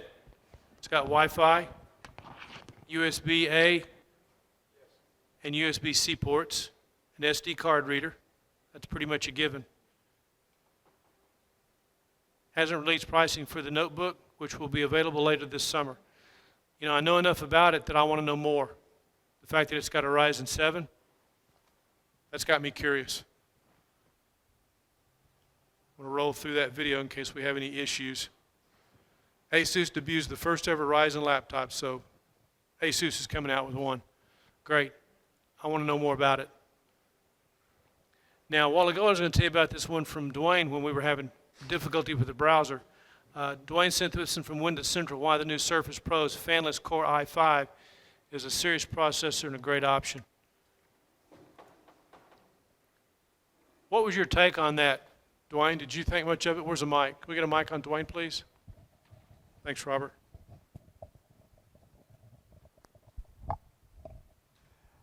Looks like a nice machine.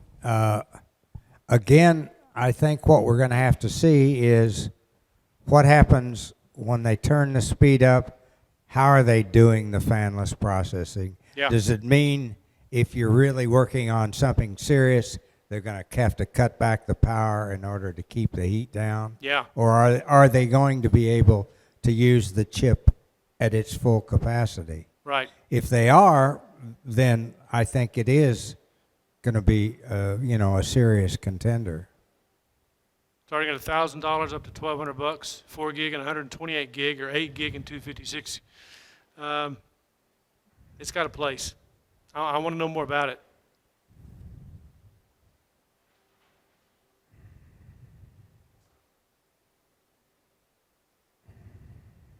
The U-series are standard dual-core processors found in Ultrabook laptops like the Dell Xps 13 and HP Spectre X360. It's all super confusing. Yeah. Well, I'm glad to know about it. It's just enough that I want to know more. Like you said, give it time till someone buys one and uses them, and then we'll see where that goes.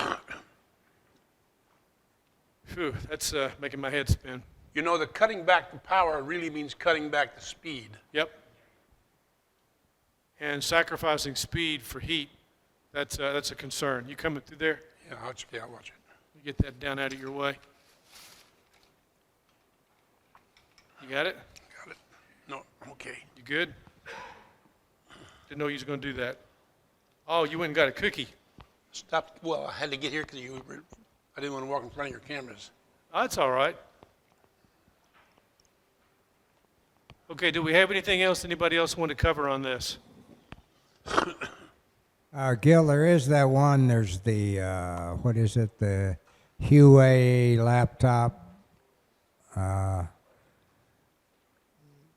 Let's go back to that one. I was interested in it because it's another fanless. Oh, you're right. I missed that. Yeah. Got it up here. Huawei MateBook X. Right. The problem with it is if you look into the specifications, you see that the ports on it, the C ports are, old style. They're not current technology. My take on it is the technology is not up to date and the price is really up to date because they're starting at about $1,600, which means you ought to have top technology. It doesn't really have top technology. The only thing that really interested me about it was the fanless aspect, and is that going to work? It's a good market time, Windows 10, so it's going to be home version. 4 or 8 gigs of memory, a 256 or 512 gig SSD, Intel graphics, the 620. That's kind of a little bit behind. 2 USB-C ports.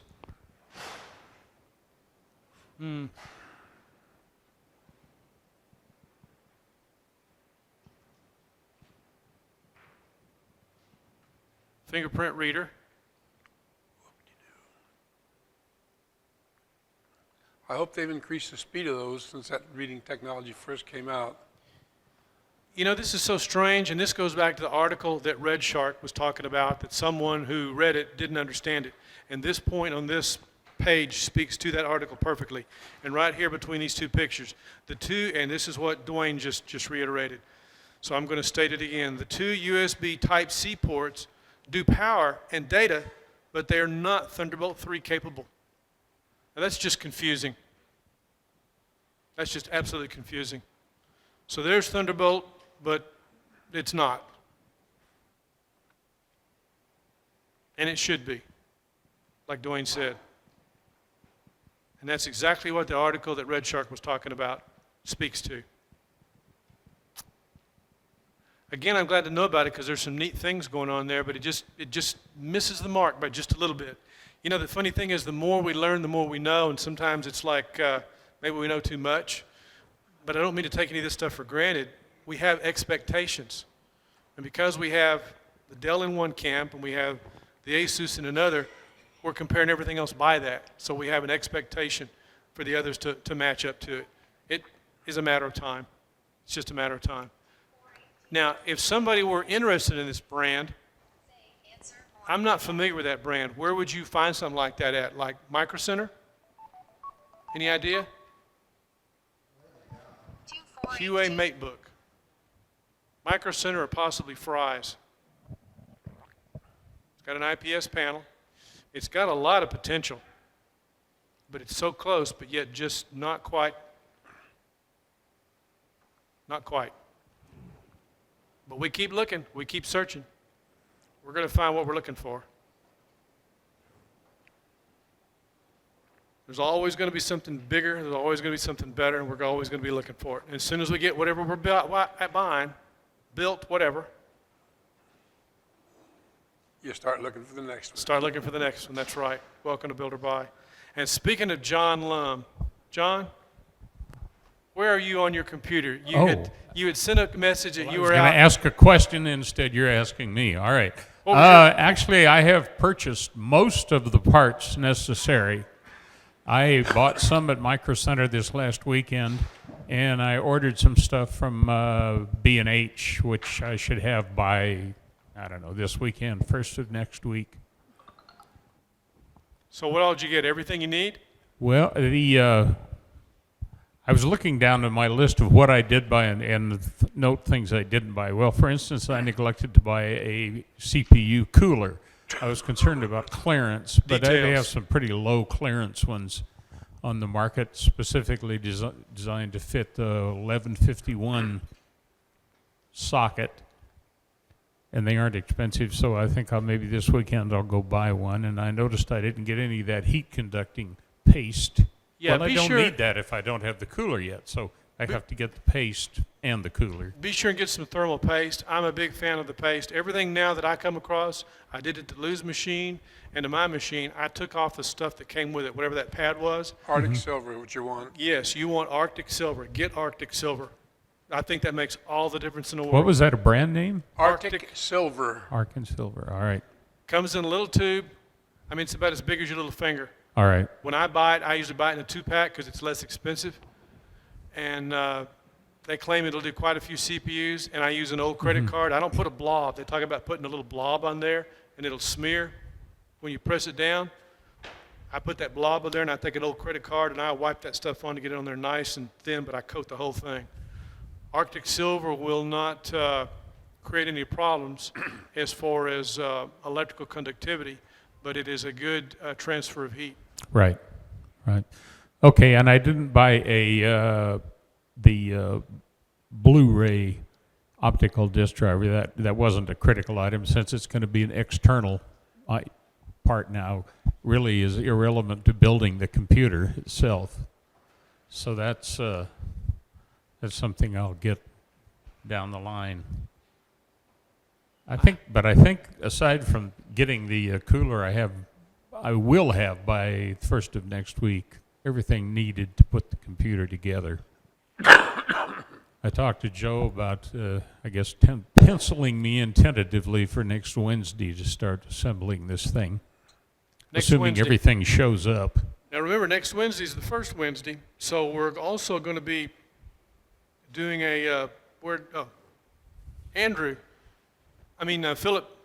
Philip Tan has agreed. Andrew's machine is done. I have my head in so many computers, I'm getting confused. Philip Tan has agreed to bring in his laptop next week, and since it'll be the first Wednesday where we talk about cloning, imaging, and backup, we're going to take his laptop, and he's going to clone his spinning hard drive to an SSD, and then install the SSD into the laptop. So we'll be doing that, plus you're going to build a machine. Yeah. Y'all sit wherever you're comfortable. If you want to front or on the side, Back. and if Joe wants to be on back, we'll bring a camera around, and when you guys are ready, we'll show it whatever point you're at in the build session All right. and give everybody a chance to see it. And if you guys get started early, we may start the stream early so we can show what's going on before the meeting. Well, I plan to get started between around 10 o'clock, 10 o'clock. Well, no, not 10 o'clock. Hell, 11? I can't make it by 10. 11 o'clock. Yeah, no later than 11 o'clock, yeah. If y'all get started at 11 o'clock, We might be done by 1. Okay. All right. Now, what I started to ask you is, while I was in Micro Center this weekend, Yes, sir. God, it was like Christmas shopping in there. The place was mobbed. I saw guys buying stacks of motherboards. Really? Some guys coming up to the counter where you buy computer parts, like 5 motherboards stacked up here, and Wow. another guy buying 3, and What was going on? I don't know. But anyway, Must have been a good deal. The question was, Buy one, get one. I like that. As I was walking by in there, I passed by. They have a site, a portion of the store in the new store is devoted to Dell computers, and out in front they had a Dell, a new monitor displayed on there. It was a 34-inch wide, sort of a wide and skinny It's sort of odd looking for a monitor. I mean, if you were watching movies, you'd kind of have to back away from your desk to see this whole thing. But the thing that occurred to me is all widescreen monitors are virtually sort of a 16:9 format, right? No, Well, no. okay. Well, anyway, whatever format that is, when you get an HD signal from wherever it is, it's sort of designed to fit your standard widescreen. Well, this is much wider and no taller than regular monitors. So if you put a standard HD signal on there, you're going to end up with either an extremely distorted horizontally, or you're going to end up with blank spots at either end of your screen. What you will end up with probably is full width and black on the top and the bottom, which is going to make it short, skinnier than normal. Yeah, or if they're going to stretch it out to fill the full screen, they're going to be chopping off the top and the bottom of the picture. Right. So it's kind of like No, it's a special purpose. You're going to buy this enormously expensive, huge monitor that is, it seems to me, of limited utility and maybe just really annoying at times. Well, yeah, to you and me it is, but there might be people who need that sort of display. Yeah.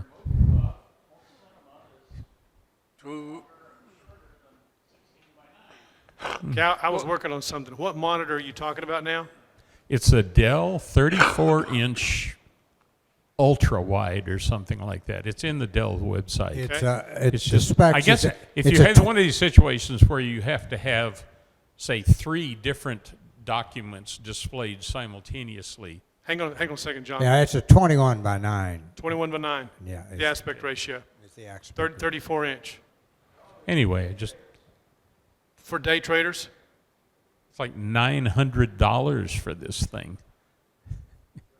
People that have a lot of information, like he said, could be for day traders. A monitor like that that's wider, that's not a true 1080 screen, Yeah. but someone who does like video editing, where you've got a lot of information you have on the screen, that would come in really handy.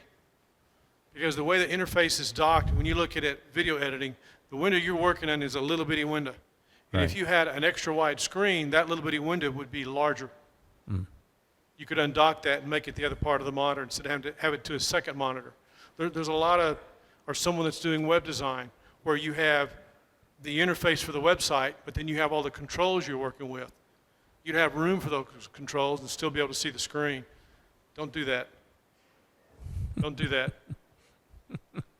A typical movie that you see on a 16:9 screen has a ratio of 1.8 width to 9.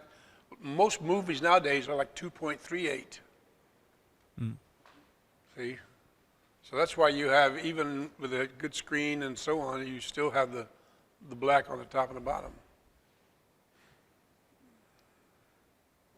So as soon as you buy a 2.38 screen, they're going to change them to 2.67 or something. I don't know how good they are, but Fry's got some in that configuration for $200. Not too bad, maybe. They're LGs.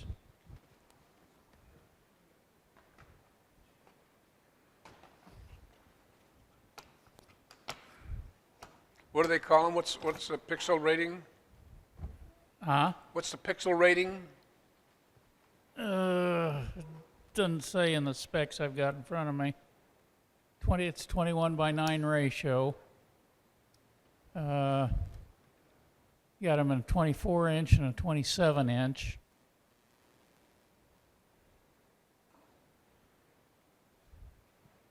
Sorry, Lou, we lost the battery. 1920 by 1080. No, It's I'm what? sorry. That's different. That wouldn't be the right ratio anyway. Wow, that's the first time we ever lost a battery. Excuse me, that's the second time we lost a battery. Good to know. Those batteries aren't lasting as long as they were supposed to. Sorry, I had to take care of a technical issue. The camera that was on you just went poof. Battery went out. That's what happens when you use no-name batteries. Good lesson. So someone says, why do those name brand batteries cost so much? Because they last as long as they're supposed to. Crazy. Okay, so did y'all get that sorted out on the monitor? Did y'all get that sorted out on the monitor? Mic? Where's the mic? Well, I've got a good monitor at home that I'm planning on using. So Now, I hope you're not talking about the monitor you brought up here that we couldn't use. It was VGA. No.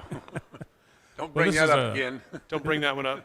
Oh, this is a 24-inch ViewSonic. It's about 4 years old. HDMI? Yes. Okay. And So you'll DVI, and it's got a couple of outputs. So you'll be good to go for the video card that Yeah, you're going to have in yeah, there. Okay. yeah. So you're going to build a machine next week, and we'll share a little bit about that. Okay. Although I'm not going to bring that 24-inch thing in here. Which monitor are you bringing? I'm going to bring a little one in just to make sure things are working. Well, make sure whatever input that's on that monitor will Right. work with the video. Yeah, okay. on Maybe the I'll have to motherboard. bring the big one in. I just didn't want to haul that big piece of glass around. Well, these are 22-inch. Remember the one you brought last time? We Yeah. had to plug in one of these HDMI monitors. I have adapters now. Good.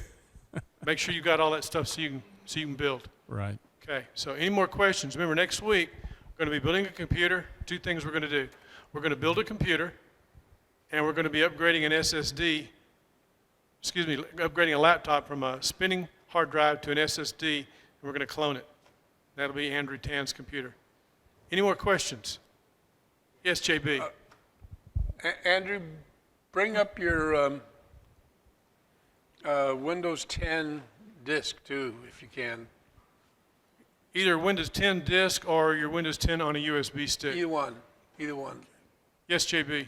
Okay, I have a program that I'll recommend to update all the programs you have for the latest version. And it's called Update.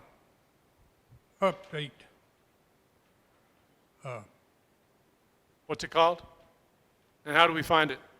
Okay, using Ninite, one time there was a deal of the day free for 24 hours if you went in a copy of Glary Utilities. But since then, Glary Utilities has gone a free version of it. So Clary Utilities is not on Ninite. There's a free version of it on Ninite. On Ninite? Yeah. Stand corrected. Take a look. And part of Glary Utility is a side program that you can do their update detector. And you can get just the update. That's the only thing I've ever found useful out of the Glary Utility. It may be a great program, but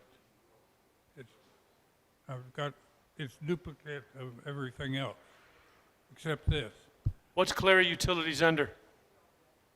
Probably under utilities, I see that. I don't see Clary Utilities under Utilities. Glary, G-L-A, third from the Glary, bottom. I'm sorry. Glary Utilities, got you. But it's, And Glary Utilities has a way to update other applications. they include a button in it that you can bring up this update detector. And it goes through and it reads all the programs you have on your computer and then sends a list of them in the version number and downloads that and tells you whether there's a later version available. And with all this ransomware going around, they recommend that you keep all your programs updated. Keep them current. And this update detector goes through and it brings up a list of it and tells you which version you have on your machine and what version is the latest version. Good to know. And it uses File Puma to download. It's what? File Puma. And it seems to work without a lot of pups and junkware. Good. And but if you go to the Glary Utility site, it offers to download this updater. detector as a separate program. So I'm in the process of deleting glare utilities and just keeping the file detector. Okay, the file detector, does that come from Glare Utilities website? Yes. Or you can get it from File Puma Update Detector.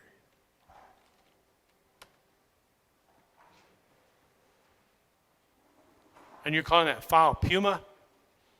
File Puma. Filepuma. They have a whole bunch of software you can download from it. But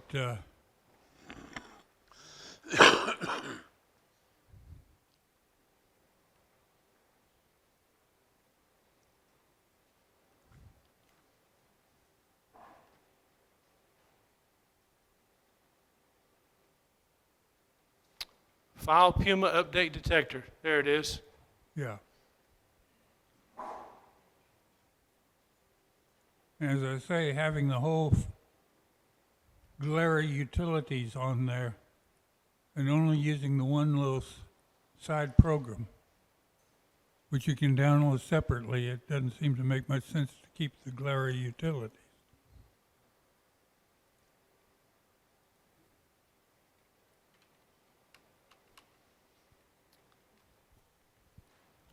See, here's another reason why I've got to change browsers, because, man, this is crazy. There it is, File Puma. File Puma by GlarySoft.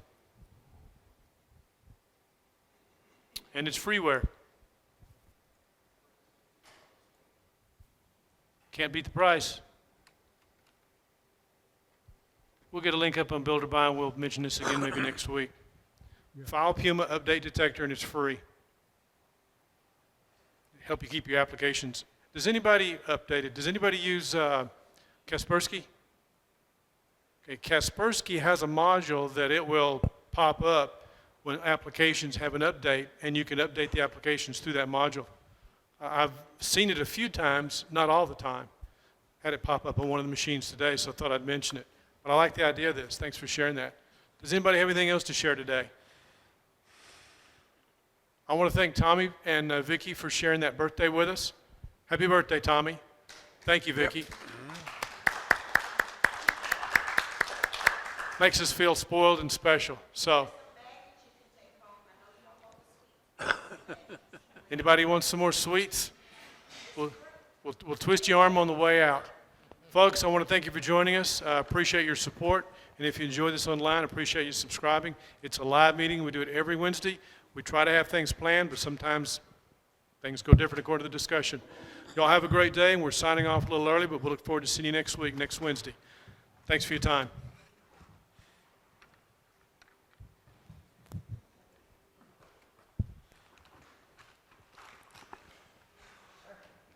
And we are signing off the stream.